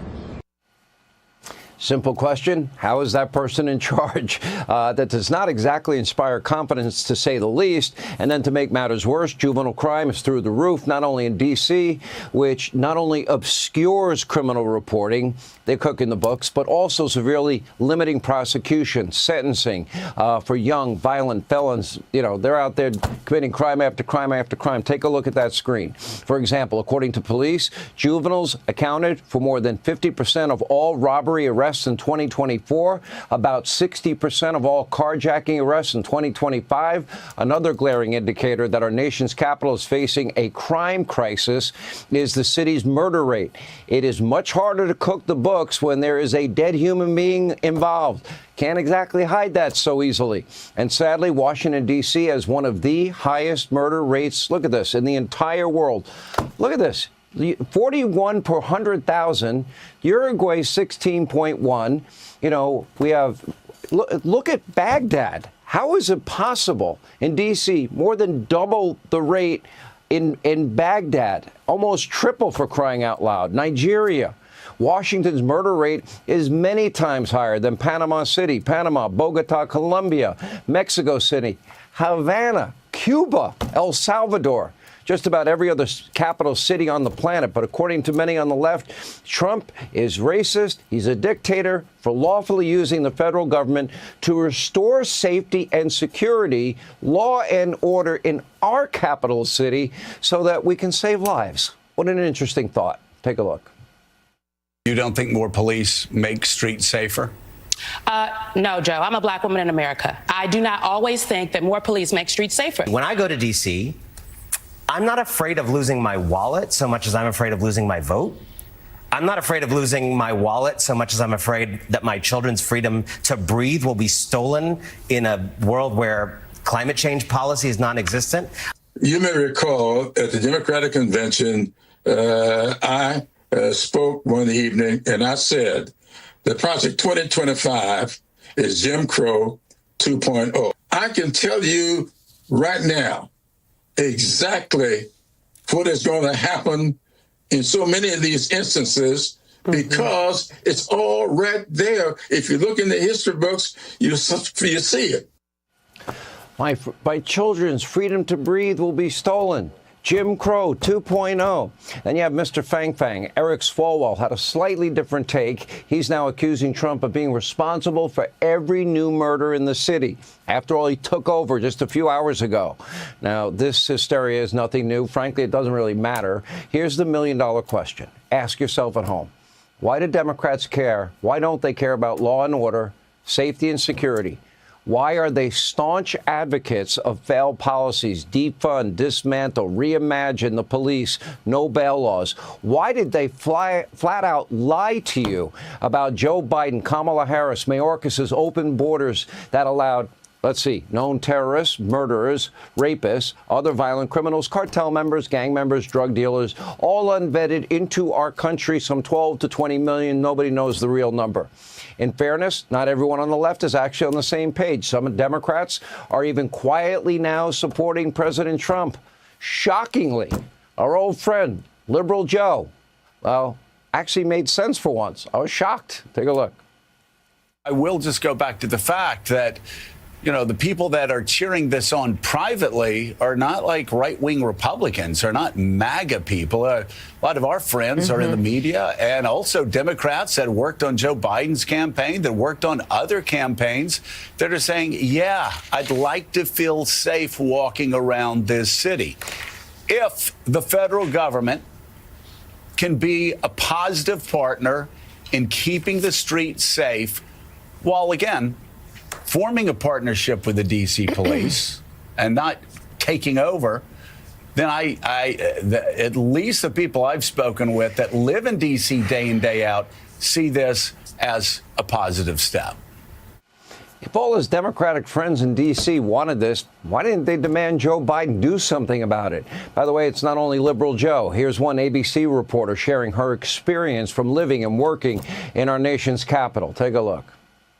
I can tell you firsthand here in downtown D.C. where we work, right here around our bureau, just in the past 6 months, there were 2 people shot. 1 person died, literally 2 blocks down here from the bureau. It was within the last 2 years that I actually was jumped walking just 2 blocks down from here. And then just this morning, one of my coworkers said her car was stolen a block away from the bureau. So we can talk about the numbers going down, but crime is happening every single day because we're all experiencing it firsthand while working and living down here.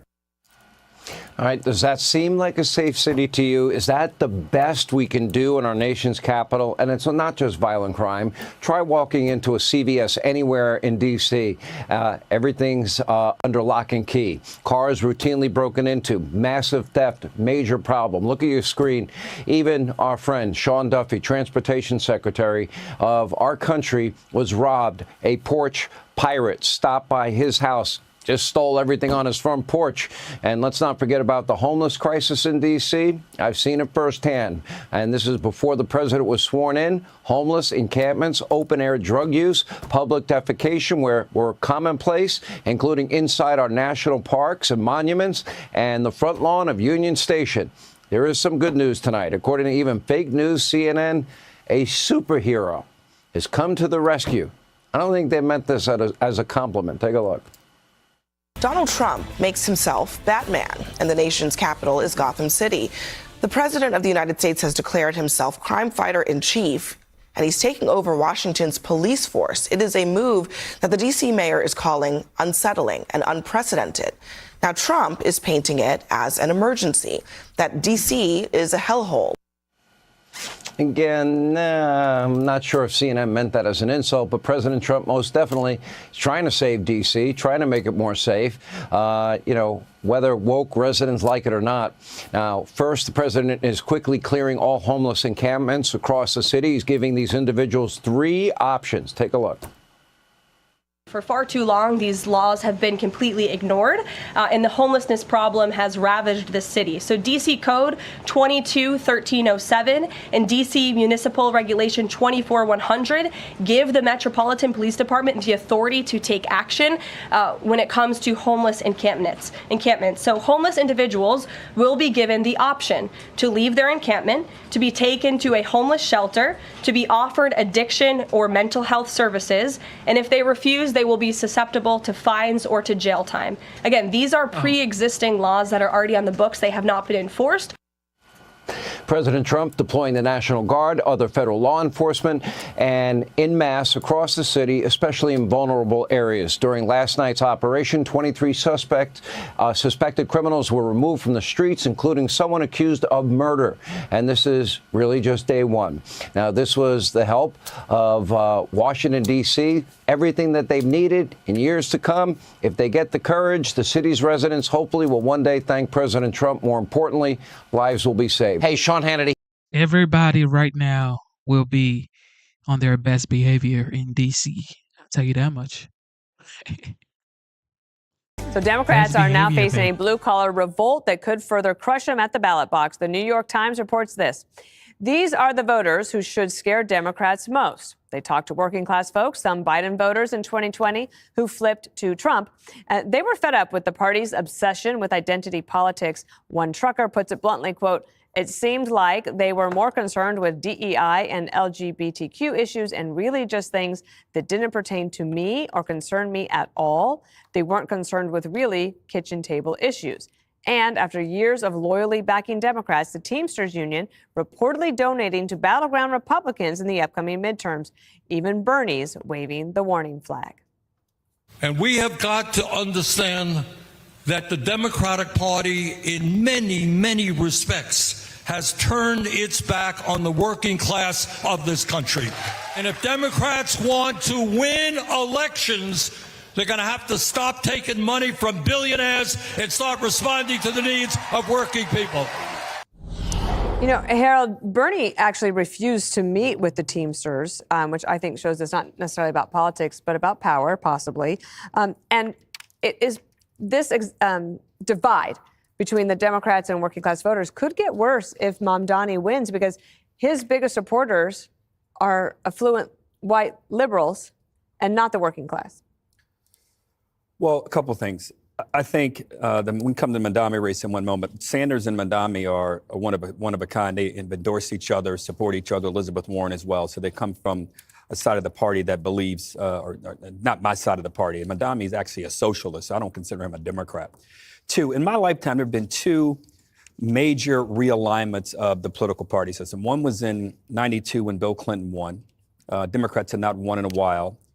He had a different message. He was different on some of the social issues, including capital punishment. He was even different a little bit on the abortion issue. He was against late-term abortions. In my lifetime, I'm 55, the first time a national Democrat had spoken like that. He then gets to office 4 years later, 5 years later. The first time the government had been the budget had been balanced at the federal level in 30 years. It still hasn't been balanced since. And then 2016, President Trump, what he was able to do in upending the way working class voters thought about the Republican Party, in the way even minority groups, which have traditionally gone for Democrats, how they thought about the Republican Party. As we sit here today, Democrats still haven't gotten the right message. They seem to be more cathartic than strategic in their thinking about how to go forward. Wouldn't it be nice if we actually offered ideas? I had some time one Saturday night, listened to an interview that Bernie Sanders had. I watched some of his rally in West Virginia. I was clearly didn't have a lot to do for a little bit on Saturday. But it was interesting because I listened, and a lot of the things he said I agreed with in terms of his diagnosing of the challenges. But his answers, he didn't really seem to have any answers. A lot of it, when it came time, I thought give answers, he just criticized President Trump. I thought to myself, wouldn't it be great if Democrats would encourage administration to provide, since they want to shut the Department of Education, say instead of doing that, let's provide more funding for cities and states that are doing reform things, innovative things. You've talked about some of the things in the past, and including the state of Mississippi, which is doing remarkable things around K through 12 education. Cities that are doing things in the charter school space, even in the voucher space that's working. Let's reward those things that are working. Two, the biggest challenge, and one of the reasons that Madami's doing well here in New York, is that he's talking about affordability and housing affordability. Why not give first-time home buyers who qualify, who are actually eligible, who have the income, give them bigger down payment assistance, and let's give them bigger tax breaks to be able to own a home. President Trump said no taxes on tips and overtime. I kind of like the instinct, but the real thing ought to be to help everybody that's earning $70,000, $80,000, $90,000 a year, a little less. The first $50,000 of income should be tax-free for every American. That's what Democrats ought to be offering. The only way we're going to get back this group of voters and make this thing more competitive and have a chance to win again is if we stop attacking Trump and start addressing and listening to voters. It's a very simple thing. It's happened for now. We'll celebrate 250 years next year. Every politician that's ever won has actually listened to voters and tried to respond to their needs and aspirations. And we're not doing a good job of that right now. Joey, I'm often reminded of this one time in 2015 or 16, right around when President Trump was running, he had a rally. And he says, this country is dying because of political correctness. And he gets this huge standing ovation. And it was one of those times where I thought, oh, he's tapping into something that has played out even to this day, to the point that now you have corporations relieved that they can get rid of their DEI programs. That universities are finally being brought back to some common sense. And I do think that that whole DEI woke agenda really did alienate workers in addition to the economics. Sure it did. Yeah. I mean, you think about blue collar workers. When I hear that, I guess I think about like Midwesterners that are diehard, dyed-in-the-wool union workers, conservative in their home, and have supported Democrat candidates over the years because of the Democrats' strong stranglehold on unions.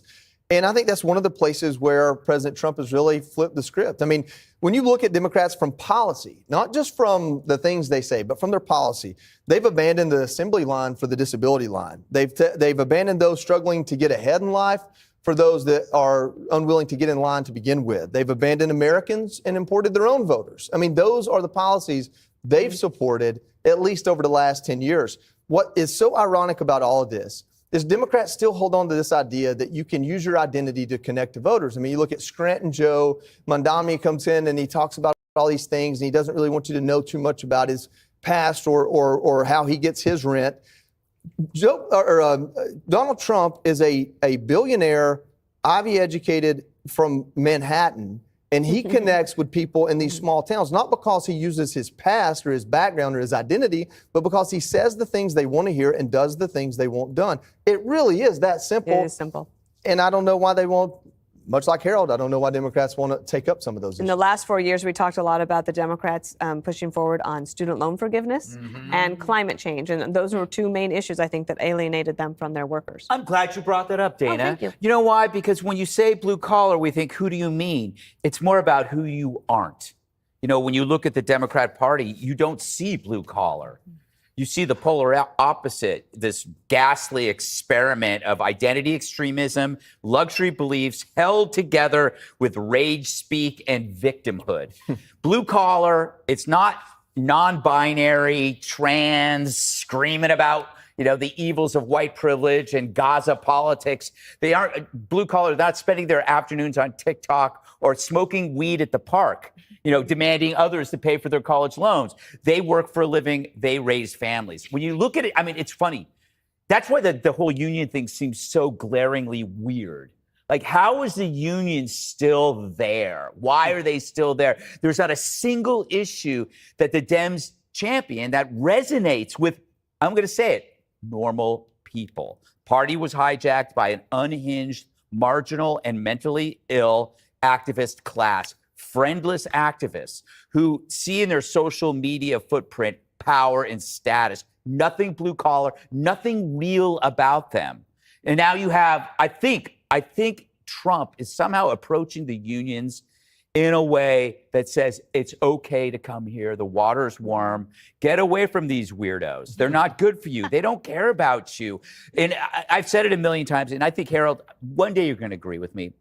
I think that identity politics has done more to destroy the Democrat Party than anything, because it reversed what we were about, the melting pot, which was about stressing unity over differences. And identity politics went the opposite direction. It leaned into the very thing that we were trying to escape, which was tribalism, tribes against tribes, and in violence. And so what we did was we pitted groups against each other into some zero-sum game, and you basically get like a political cannibalism, where if I'm not high on this pyramid, I'm talking too much pyramid of being aggrieved, then you are, and you can't share. I'm going to shut up. I don't know why you invoke my name. I don't disagree with you. I think identity politics. I was just trying to get a rise out of you, Harold. Let's give you the last word, Emily.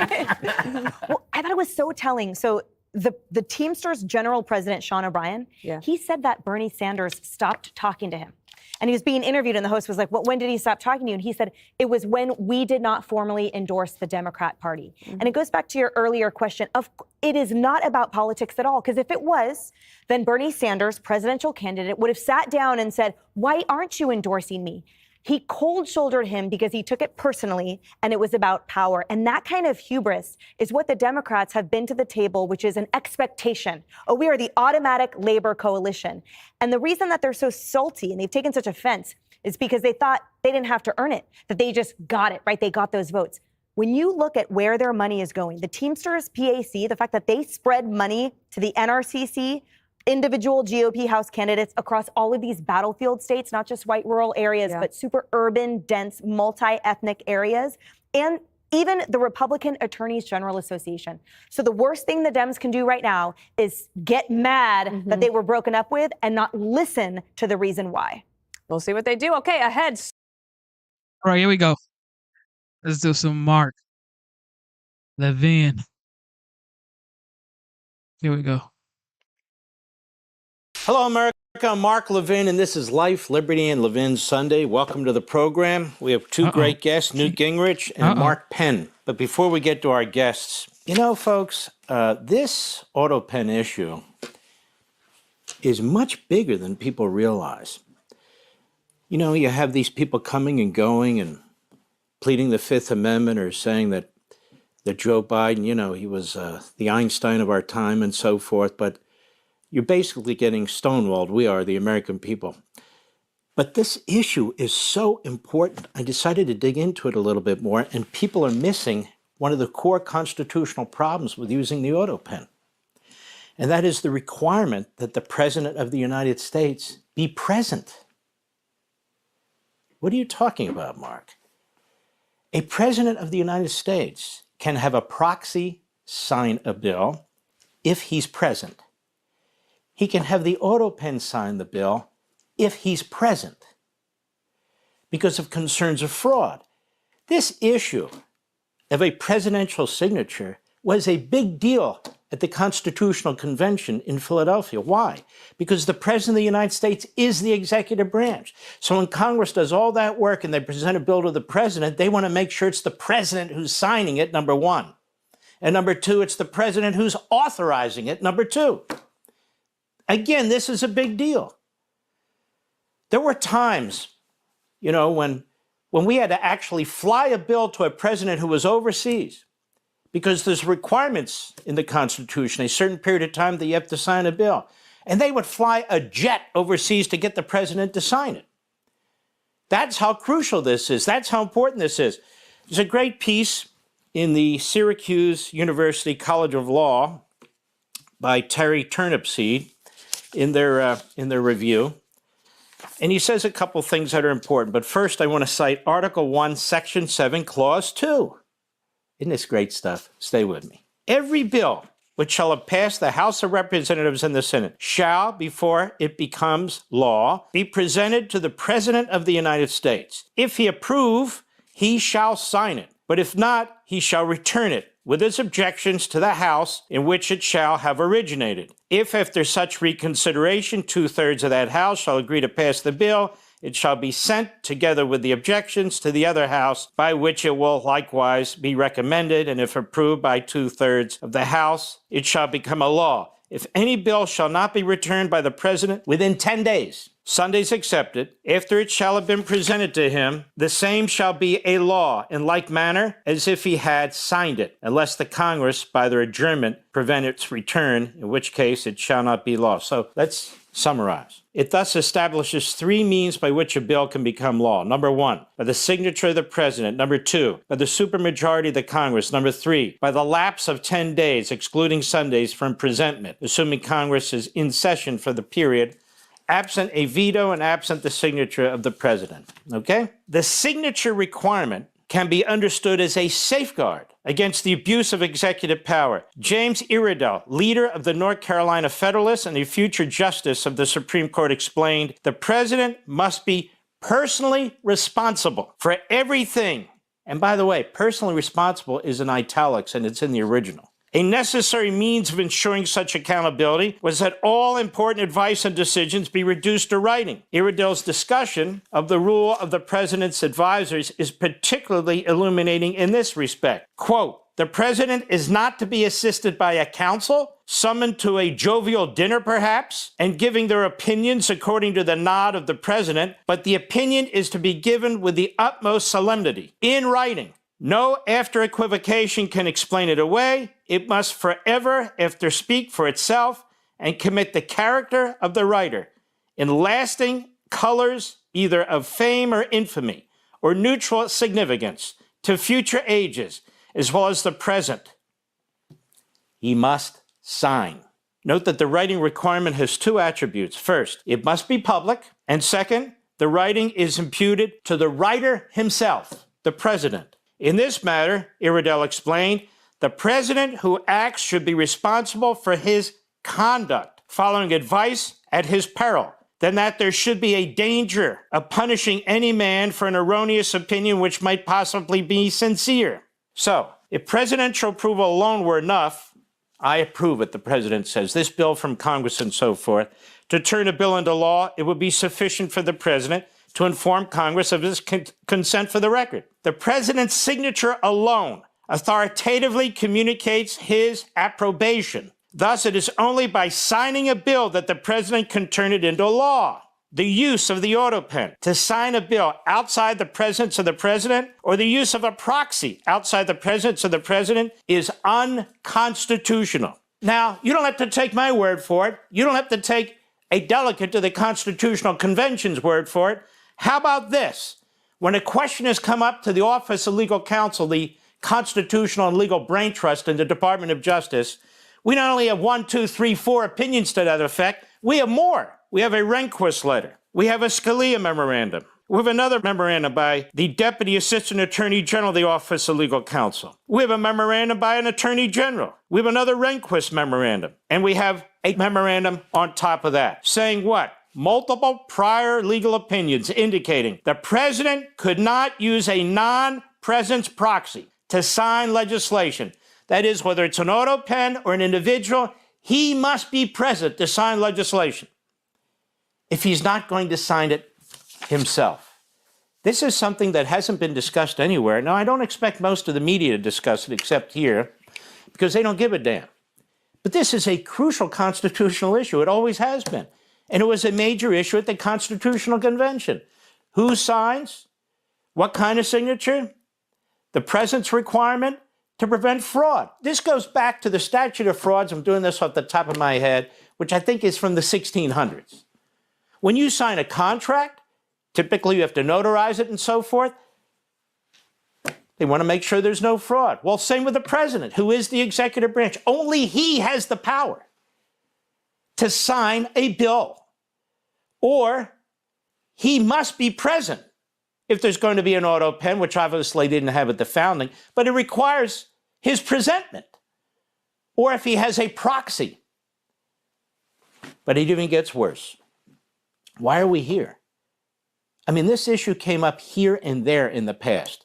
That's why we have all these opinions from the Office of Legal Counsel, the Department of Justice. It came up under Obama, and of course he violated it. But they come up here and there. It's very rare. But with Joe Biden, it defines his presidency. What did he sign and what didn't he sign? Why? Because Joe Biden wasn't with it.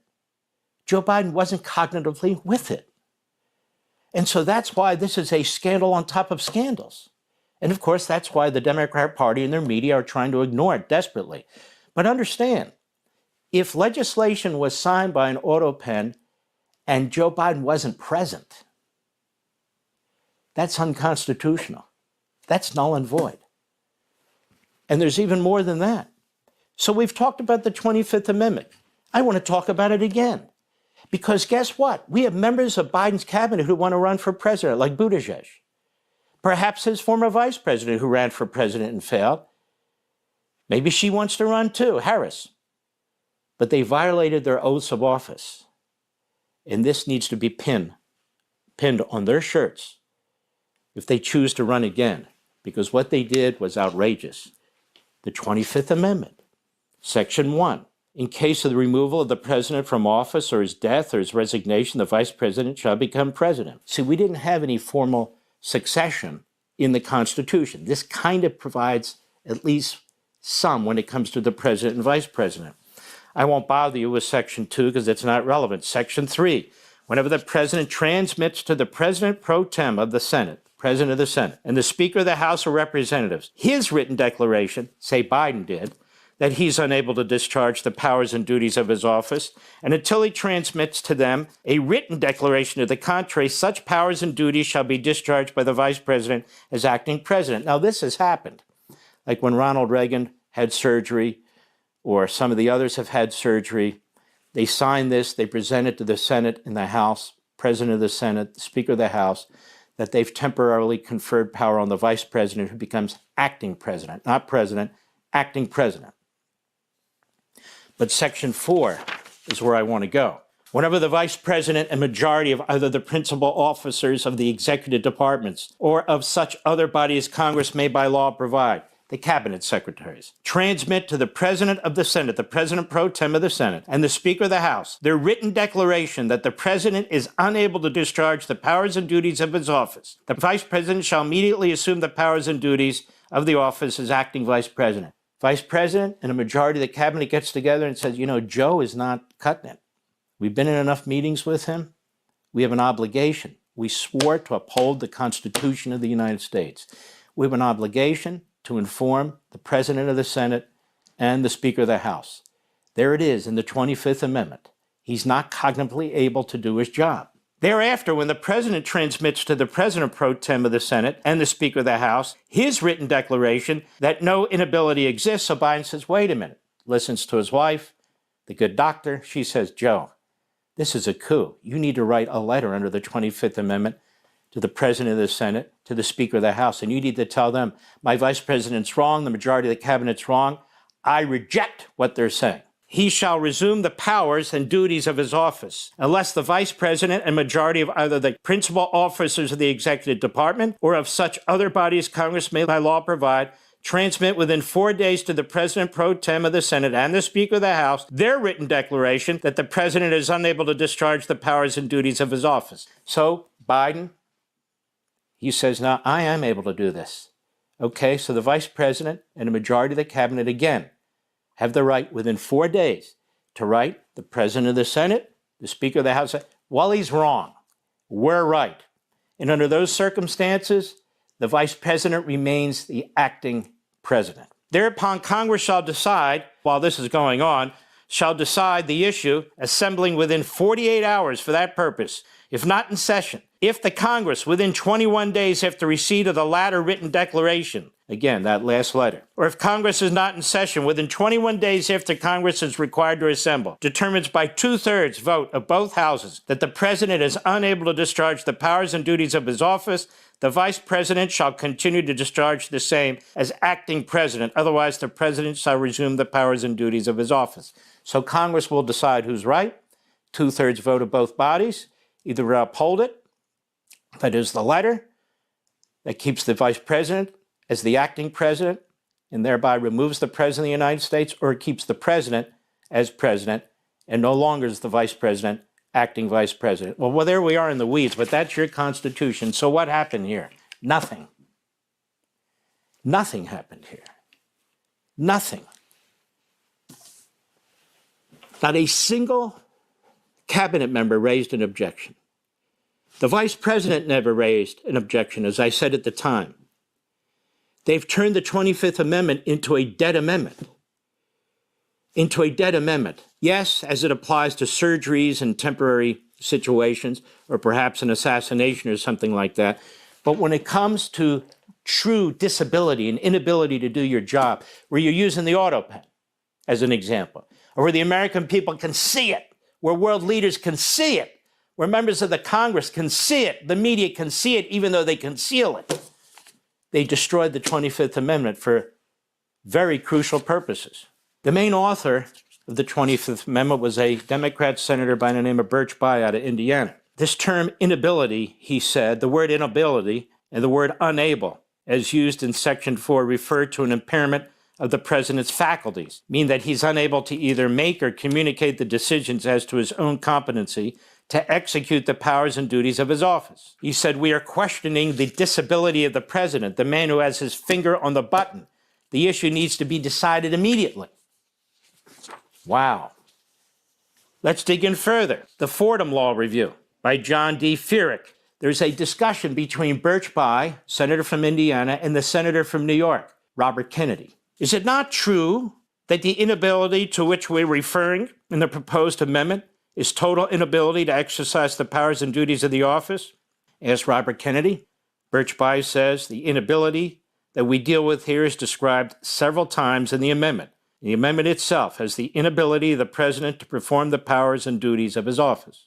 It is conceivable that a president might be able to walk, for example, and thus, by the definition of some people, might be physically able. But at the same time, he might not possess the mental capacity to make a decision and perform the powers and duties of his office. We're talking about inability to perform the constitutional duties of the office of the president.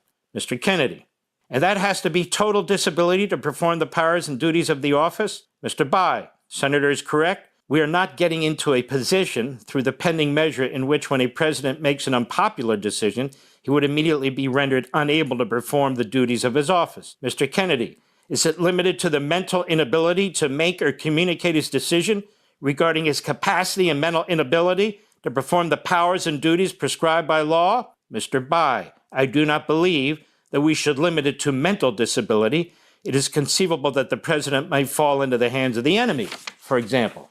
Mr. Kennedy, it involves physical or mental inability to make or communicate his decision regarding his capacity and physical or mental inability to exercise the powers and duties of his office. Mr. Bayh, the senator is correct. That is very important.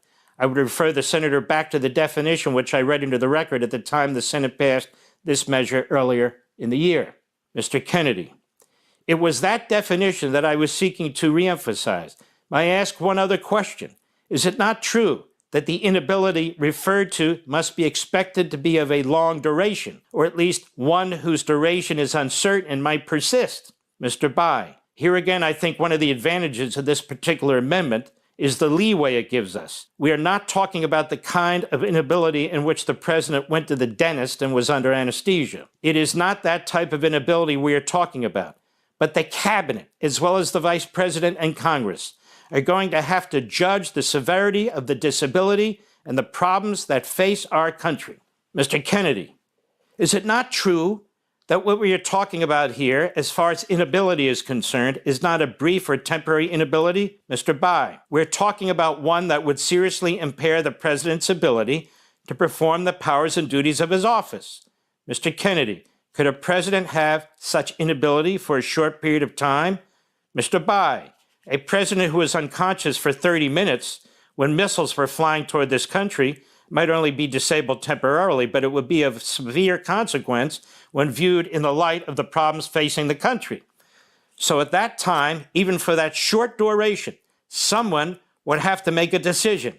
But a disability which has persisted for only a short time would ordinarily be excluded. If a president were unable to make an executive decision which might have severe consequences for the country, I would think we would be better off under the conditions of the amendment.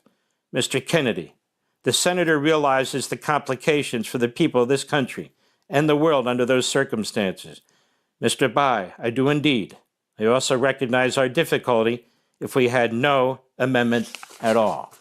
Now, that's fascinating to me. And it was as if we had no amendment at all when Joe Biden was president of the United States. And the cabinet and the vice president, they either collaborated or they conspired, affirmatively or by silence, to allow Joe Biden to be president of the United States when he was incapacitated. Being president of the United States is an extraordinarily difficult, complex, wearing, stressful, pressure-packed job. Even the healthiest men, young men, they age very quickly under the pressures of the office. It's the most important office in the world. If somebody had Joe Biden's mental capacity, you wouldn't make him CEO of any company, not even a small business. He shouldn't be driving a car. And I say this not to mock, I say this as a fact. This amendment was intended to protect us. The Vice President of the United States, Kamala Harris, and every cabinet member chose not to comply with their oath of office and to leave the nation naked to somebody who had this incapacity. This is why we have the issue with the auto pen. This is why that investigation is crucial as well, because I suspect a lot of things were signed officially where Joe Biden wasn't present, where Joe Biden didn't authorize it. In either case, he would have to be present. Hey, Sean Hannity here. All right, Levin. He never disappoints. You learned so much from that guy right there. All right, the 5, and this might be the last one because, come on. So nobody drives the day quite like President Trump. He announced today a sweeping crime and homelessness crackdown in Washington, D.C., temporarily putting the feds in charge of the Metropolitan Police for 30 days. He is also deploying 800 National Guard troops to the streets. This is all part of his plan to liberate our nation's capital after a string of violent episodes that have left residents on edge. There was that brutal attack on a former DOJ staffer, and just this past weekend, shots rang out at a big gathering of teenagers in the Navy Yard neighborhood. This is Liberation Day in D.C., and we're going to take our capital back. You're reporters, and I understand a lot of you tend to be on the liberal side, but you don't want to get mugged and raped and shot and killed. And you all know people and friends of yours that happened. This dire public safety crisis stems directly from the abject failures of the city's local leadership. The radical left city council adopted no cash bail. We will bring in the military if needed. We're going to restore the city back to the gleaming capital that everybody wants it to be. And here's a familiar face, U.S. Attorney for D.C., Jeanine Pirro, vowing to change the laws that protect violent young offenders. We need to go after the D.C. Council and their absurd laws. The president is going to do everything we need to do to make sure that these emboldened criminals understand we see you, we're watching you, and we're going to change the law to catch you. These kids understand. I can't arrest them. I can't prosecute them. They go to family court, and they get to do yoga and arts and crafts. Enough. It changes today. And D.C.'s Mayor Muriel Bowser responding to the president, making the case that crime is down from previous years. Meanwhile, some in the media are suggesting there's a racial element to Trump's crackdown. They seem to hold their harshest criticism sometimes for cities that are majority black and brown. Do you see that, and what do you think that means? I think that I have been dealing kind of with this issue for a number of years. It's kind of easy fodder on the campaign trail. All right, let me start with my former Washington, D.C. Capitol Hill neighbor, Charlie Hurt. It's one of these things that when you live in that city, you think, you wake up and you look at the Capitol, wow, it's so beautiful, it's so great. But you have that awareness around you, and it's gotten worse since I left. Oh, yeah. I mean, I think that since if you look at the numbers and I'm always very skeptical about all the numbers, but just from 2012 to today, the murder rate itself has doubled. It's a serious problem. And it has been a serious problem for a long time.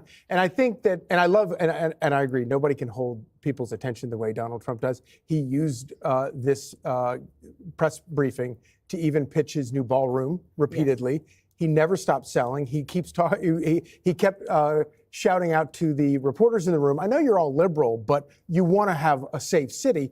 The place was absolutely jam-packed, I think, in at least some small part, because everybody in there does know the safety risks. And they do know people who have been mugged or shot or worse in the city. And the idea that you're going to hide behind this notion that, oh, this is an impossible problem that can never be fixed. And politicians, that's kind of like the last place they go when they don't want to face accountability for something, and they don't have any solutions for anything. They just say it's a problem that cannot be fixed. And we've heard this for years, for decades, about the Middle East. We've heard this for decades from both parties about the border. And Donald Trump came along and said, well, I'm not going to look at it the way you look at it and say that this is a problem that cannot be fixed. I'm going to actually try to fix it. And so then what did we wind up with in the Middle East? We wind up with the Abraham Accords, which I think are the most important steps towards actual peace in the Middle East that we've ever seen. And if he is able to extend them, they could become even more powerful in that regard. And then, of course, the border, he manages to walk in and fix the border in one day. So I'm kind of open-minded to the idea that, yeah, D.C. is a kind of a cesspool in a lot of ways. It's a dangerous city in a lot of ways, but I don't know, maybe thinking about it from a totally different approach might fix it. Emily, you didn't have any type of coverage of this in April when the governor of New Mexico, who's a Democrat, called in the National Guard to help with crime in that city. And good for them, because they needed to do something about it. What do you think the legal issues that some of the Democrats are bringing up, saying that this isn't allowed, this is not constitutional? Is that going to hold up? Right. No, it won't, because I think President Trump has been very clear that he's exercising the specific powers afforded to him there in Washington, D.C. And the mayor acknowledged in reaching out to the attorney general saying, I will be here to collaborate with you. Now, granted, she also pushed back on a lot of issues there, but I see him actually staying squarely within the lane that the Constitution afforded him and meant, by the way, Washington, D.C. to be, which was under federal rule. It was never supposed to be a state adjacent like it has become now, frankly. That's certainly not what the framers intended. So how did we get here? Let's talk about it. So the laws and policies in D.C., like the Youth Rehabilitation Act and the age of criminalization being 18 and family court diversion, they have been totally distorted. The aim was to protect children from themselves. But we need to be protected from these children. Yeah. The rate of recidivism for them alone, for these kids, is almost double that of adult recidivism rates. And they are disproportionately committing these violent crimes. So the mayor says crime is down in D.C. But here are the facts. If D.C. was a state, it would be the highest homicide rate. It is 6 times higher than here in New York City. In 2025 alone, there have been 1,600 violent crimes and almost 100 homicides, and vehicle theft is up almost 600% in just 5 years alone. And a final note about the violence and the classification, because you hear a lot from the left when they argue or throw out criticism when they're not saying that things are racist or unable to be fixed. And it's always about, well, it's non-violent or it's a misdemeanor. And all of those classifications have been sort of summarily, magically introduced into the conversation, and it is not based in reality. Talk to any criminal law attorney or a victim or a family member and tell them carjacking's not violent, or these burglaries en masse are not violent, or stalking is not violent, or these burglaries are a misdemeanor, and they will argue with you every step of the way. So DC is the first city, and plenty more will take, I think, this example, which will be whip everyone into shape, the prosecutors, the judges, the law enforcement, get the kids out of this family court. Bravo, President Trump. There's a young Democrat named Yemisi Egbobole that I've been getting to know a little bit. And How's he doing? She's great, and you're going to like her. She's probably going to be on your show sometime. She's great. She's great. And she wrote a piece for Fox Opinion today, basically, Harold, saying that Democrats should not downplay the crime issue, especially for minority neighborhoods, because it's on their minds and they would like it fixed too, and that maybe they're going to be okay with somebody trying to get a handle on it.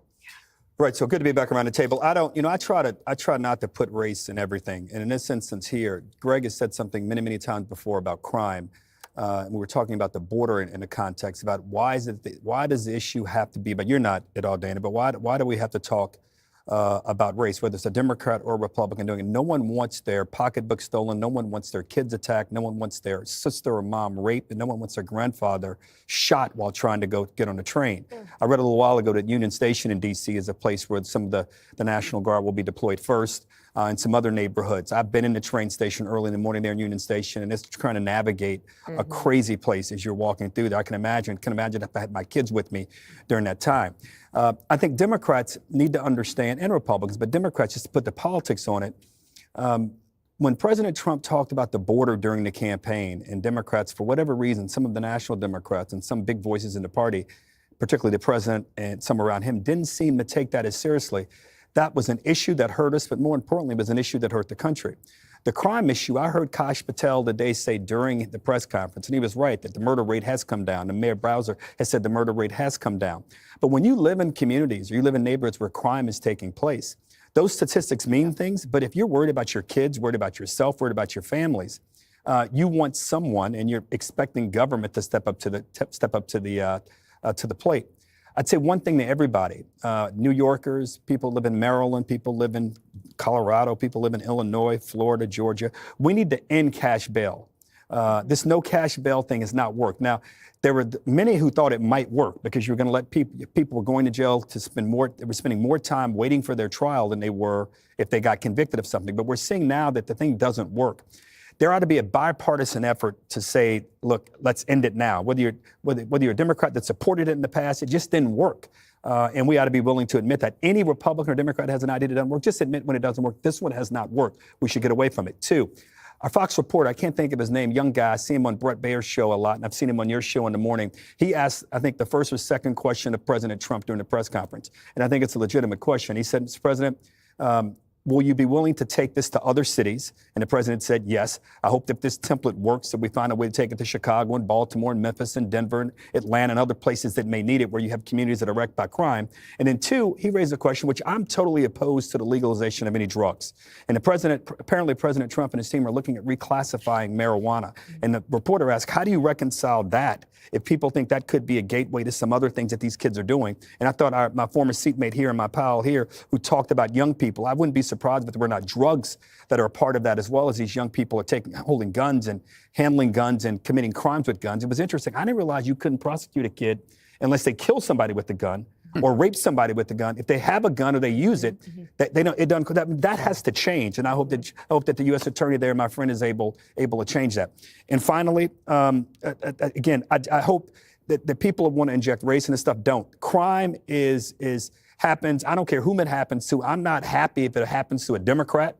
I'm not happy if it happens to a Republican. I thought the president was cute with words about you liberals. Liberals don't like crime. Conservatives don't like crime. Blacks don't like crime. Whites don't like crime. Let's get rid of it. And that's why I was pleased and encouraged by what the president did today.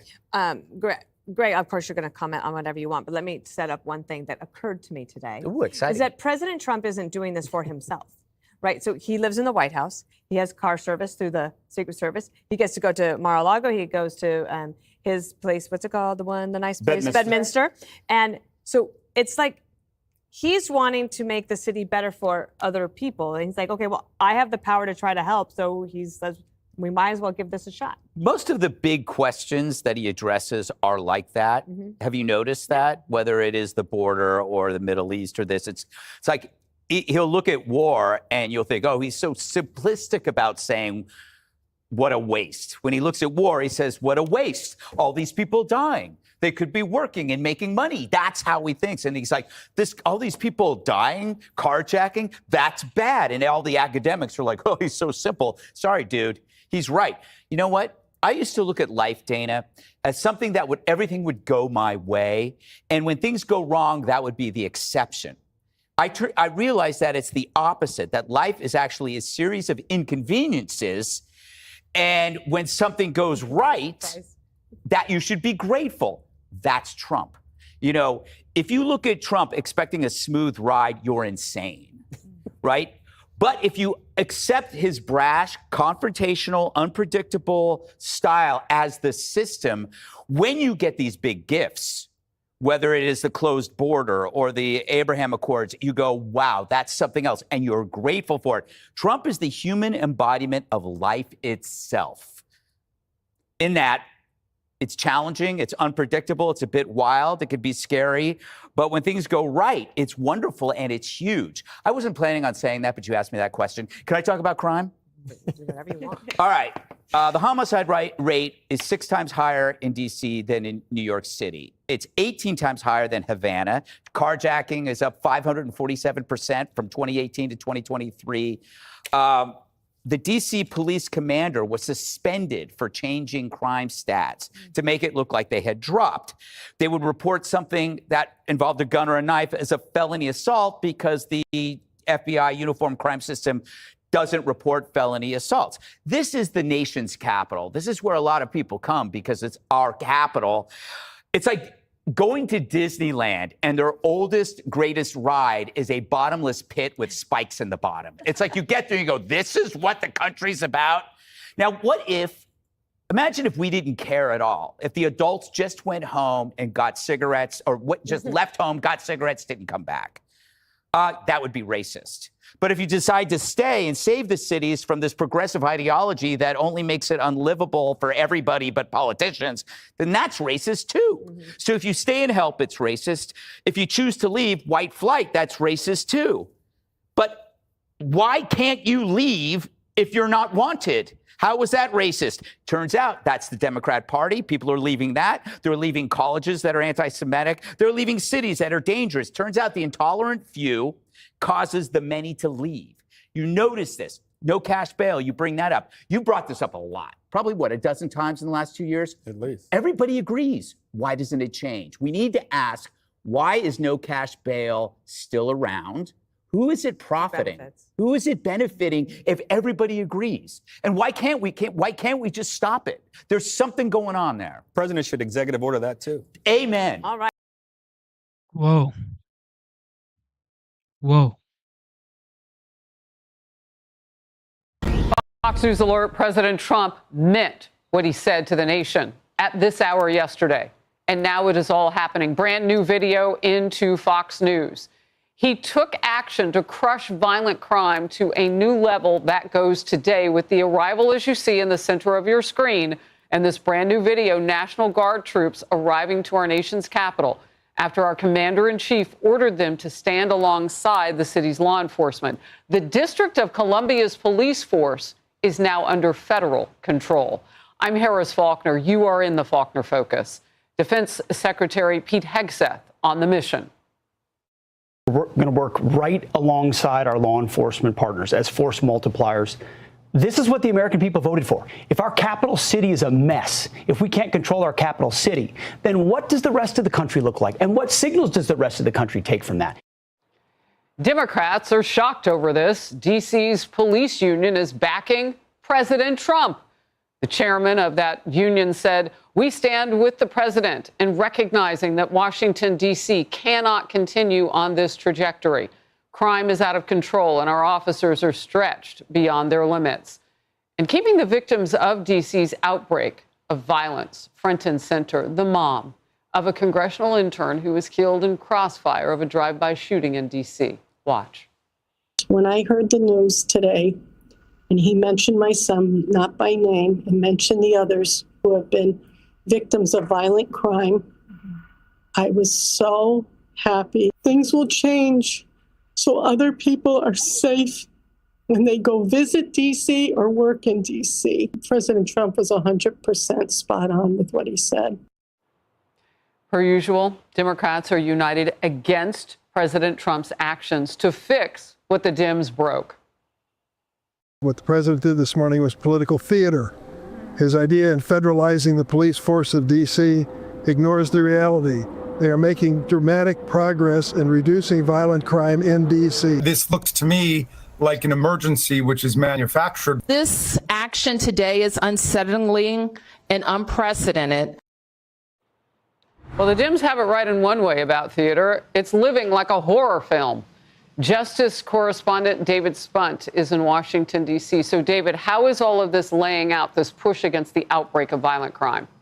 Hi, Harris. Good to be with you. We know right now Attorney General Pam Bondi and her senior team meeting with D.C. Mayor Muriel Bowser and the police chief Pamela Smith. Now, this is the first time the D.C. Police Department has been under direct DOJ control. When you have the DOJ and President Trump driving behind this mission, we are going to clean up Washington, D.C., and we're going to do it the right way, the lawful way, and we're going to make sure Washington, D.C. is safe. U.S. Attorney Jeanine Pirro for D.C. says the no-cash bail policy around for decades that allows people out of custody based on risk assessment is the chief problem, instead of actually paying money to get out on bail or bond. Violent crime in the nation's capital down 26% since last year, according to the city's own statistics online. But one of those behind the statistics reportedly put on leave earlier this year over allegations of fudging some numbers.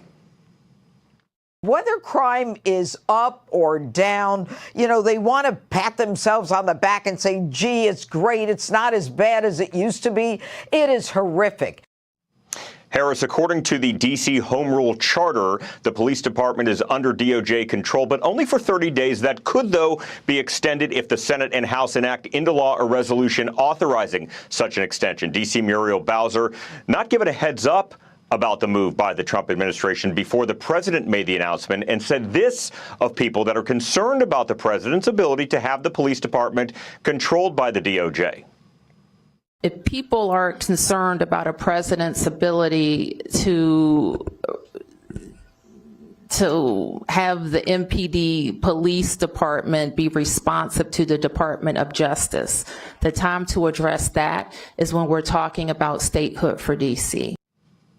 Harris, I watched Bowser's entire news conference yesterday. Clearly, she seemed frustrated by the move, but her overall attitude was there's not much that she can do given the home rule charter language. She said overall, even though she wasn't consulted, she was not surprised.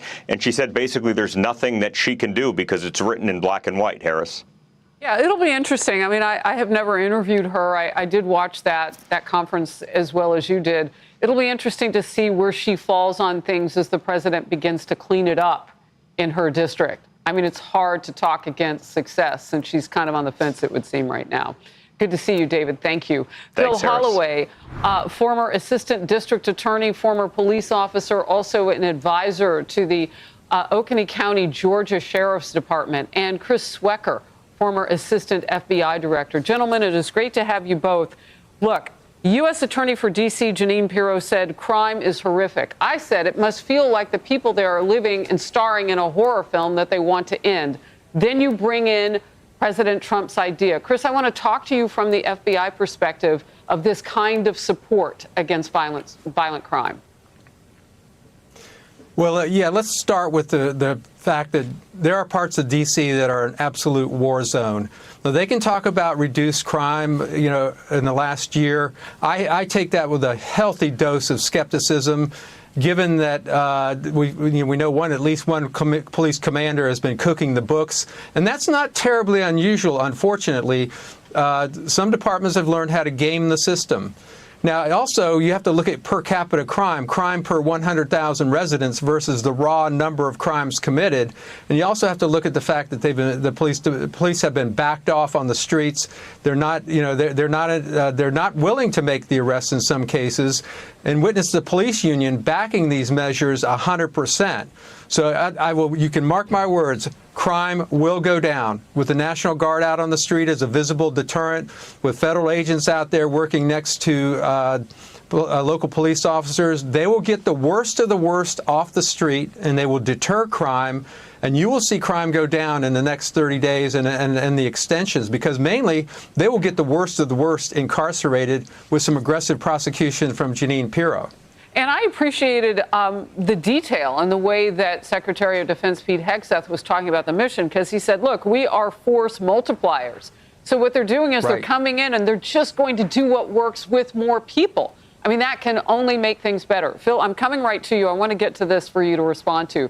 President Trump is also floating the idea that he could take similar action in other major cities across America. Let's watch. You look at Chicago, how bad it is. You look at Los Angeles, how bad it is. We have other cities that are very bad. New York has a problem. They're so far gone. We're not going to let it happen. We're not going to lose our cities over this. And this will go further. We're going to look at New York in a little while. And if we need to, we're going to do the same thing in Chicago. Talk to me, Phil, about the law and what the president seeks to do potentially. Well, great to be with you, Harris. Listen, the president is not wrong. All of these cities do have very significant crime problems, and there's lots that he can do in the District of Columbia because, of course, that is a federal jurisdiction. New York, Atlanta, Los Angeles, other places are not federal jurisdictions, but there are federal assets in place. We already see in the context of immigration enforcement that federal authorities are going out into the communities and they are making a difference. So I don't think the president can outright federalize law enforcement per se in a city like Atlanta where I'm sitting, but there are a lot of things the federal government can do, including we can fix how crime statistics are reported. That's a big part of this problem. I've been in the criminal justice system for almost 40 years now, and I can tell you the dirty secret about crime reporting is that it's based on the honor system, and so often these bureaucrats and even politicians have no honor, Harris. They cook the books. They take things like a mugging or an armed robbery out on the streets and they will call it a theft. Or if someone gets shot at a domestic violence incident, they call it a domestic violence incident rather than a aggravated assault or even an attempted murder. So it's all in how these politicians and these bureaucrats attempt to make themselves look better so that they can qualify for maybe federal grants or even just get votes from the voters. It's all a big scam, and it needs to change, and we need some federal guidelines, I think, in place to guarantee that law enforcement reports crime statistics properly so that American citizens can know what's going on in these cities. Yeah, so it's interesting. The law enforcement reporting then is also dictated, I would think, in part, Chris, by their higher-ups, the people who are truly politicians in the mayor's office, so on and so forth. I mean, we would need all of the details to point some fingers, but it's not just coming out of nowhere. And the collateral damage of all of that is the people living the truth of what crime really feels like and is in the streets. Your last quick thought. Yeah, police departments are under tremendous pressure to reduce crime. That's their job. And that results in what was just mentioned by Phil, is they essentially cook the books. This has been the dirty secret for quite a while now. The other problem is that many of the systems, the blue cities, haven't updated their systems under the new system, which is called the National Incident-Based Reporting System, NIBRS. And so they're estimating their criminal numbers based on earlier numbers, so they can put the numbers wherever they want to put them. The bottom line is, and this has been proven from the 90s during the crack epidemic when crime was off the charts, much like today, is proactive policing and putting the worst of the worst in jail and having zero tolerance policies in both arrests and prosecutions will reduce crime, particularly those recidivist offenders that are responsible for a large proportion of those crimes. Within 30, 60 days in D.C., they'll be put away. And full stop. Perfect. Gentlemen, thank you. Great to have you both. Thank you, Harris. Great to be here.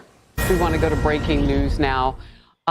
We are watching this live news conference on the active, and I'm going to ask my team. Let's partners who work with us every day, and this is the time for us to do that. I won't go into the details and the devils of our operational plan at this point, but you will see Metropolitan Police Department working side by side with our federal partners in order to enforce the efforts that we need around the city. Can you tell us what the chain of command is now? What does that mean? Well, is it Pam Bondi speaking to the mayor, speaking to you, or how does this work? So the executive order is clear. The president has requested MPD services, and our home rule charter outlines the process. The president designated Attorney General Bondi as his proxy to request services through me. But does the Attorney General have the authority to implement changes at MPD or just request changes? The executive order is pretty clear, and so is the law. The president has the authority by virtue of the statute to request services. Our organizational chart, how we do business, how we fund the police, how we make changes, none of that has changed. So you retain hiring, firing? Yes. Mayor Bowser, you've had some time to think about it since yesterday. How do you sum up how this has played out, where you didn't know about this before it was announced? What I'm focused on is the federal surge and how to make the most of the additional officer support that we have.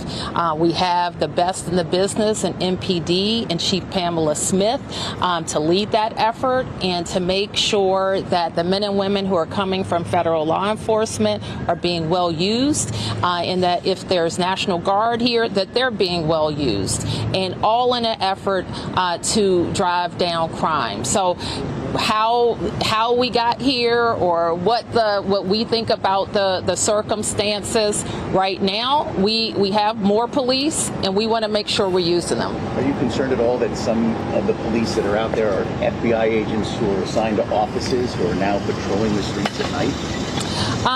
I'm going to rely on the police chief to work with her counterparts to make sure people are being deployed in a useful way. Could you explain the nature of the relationship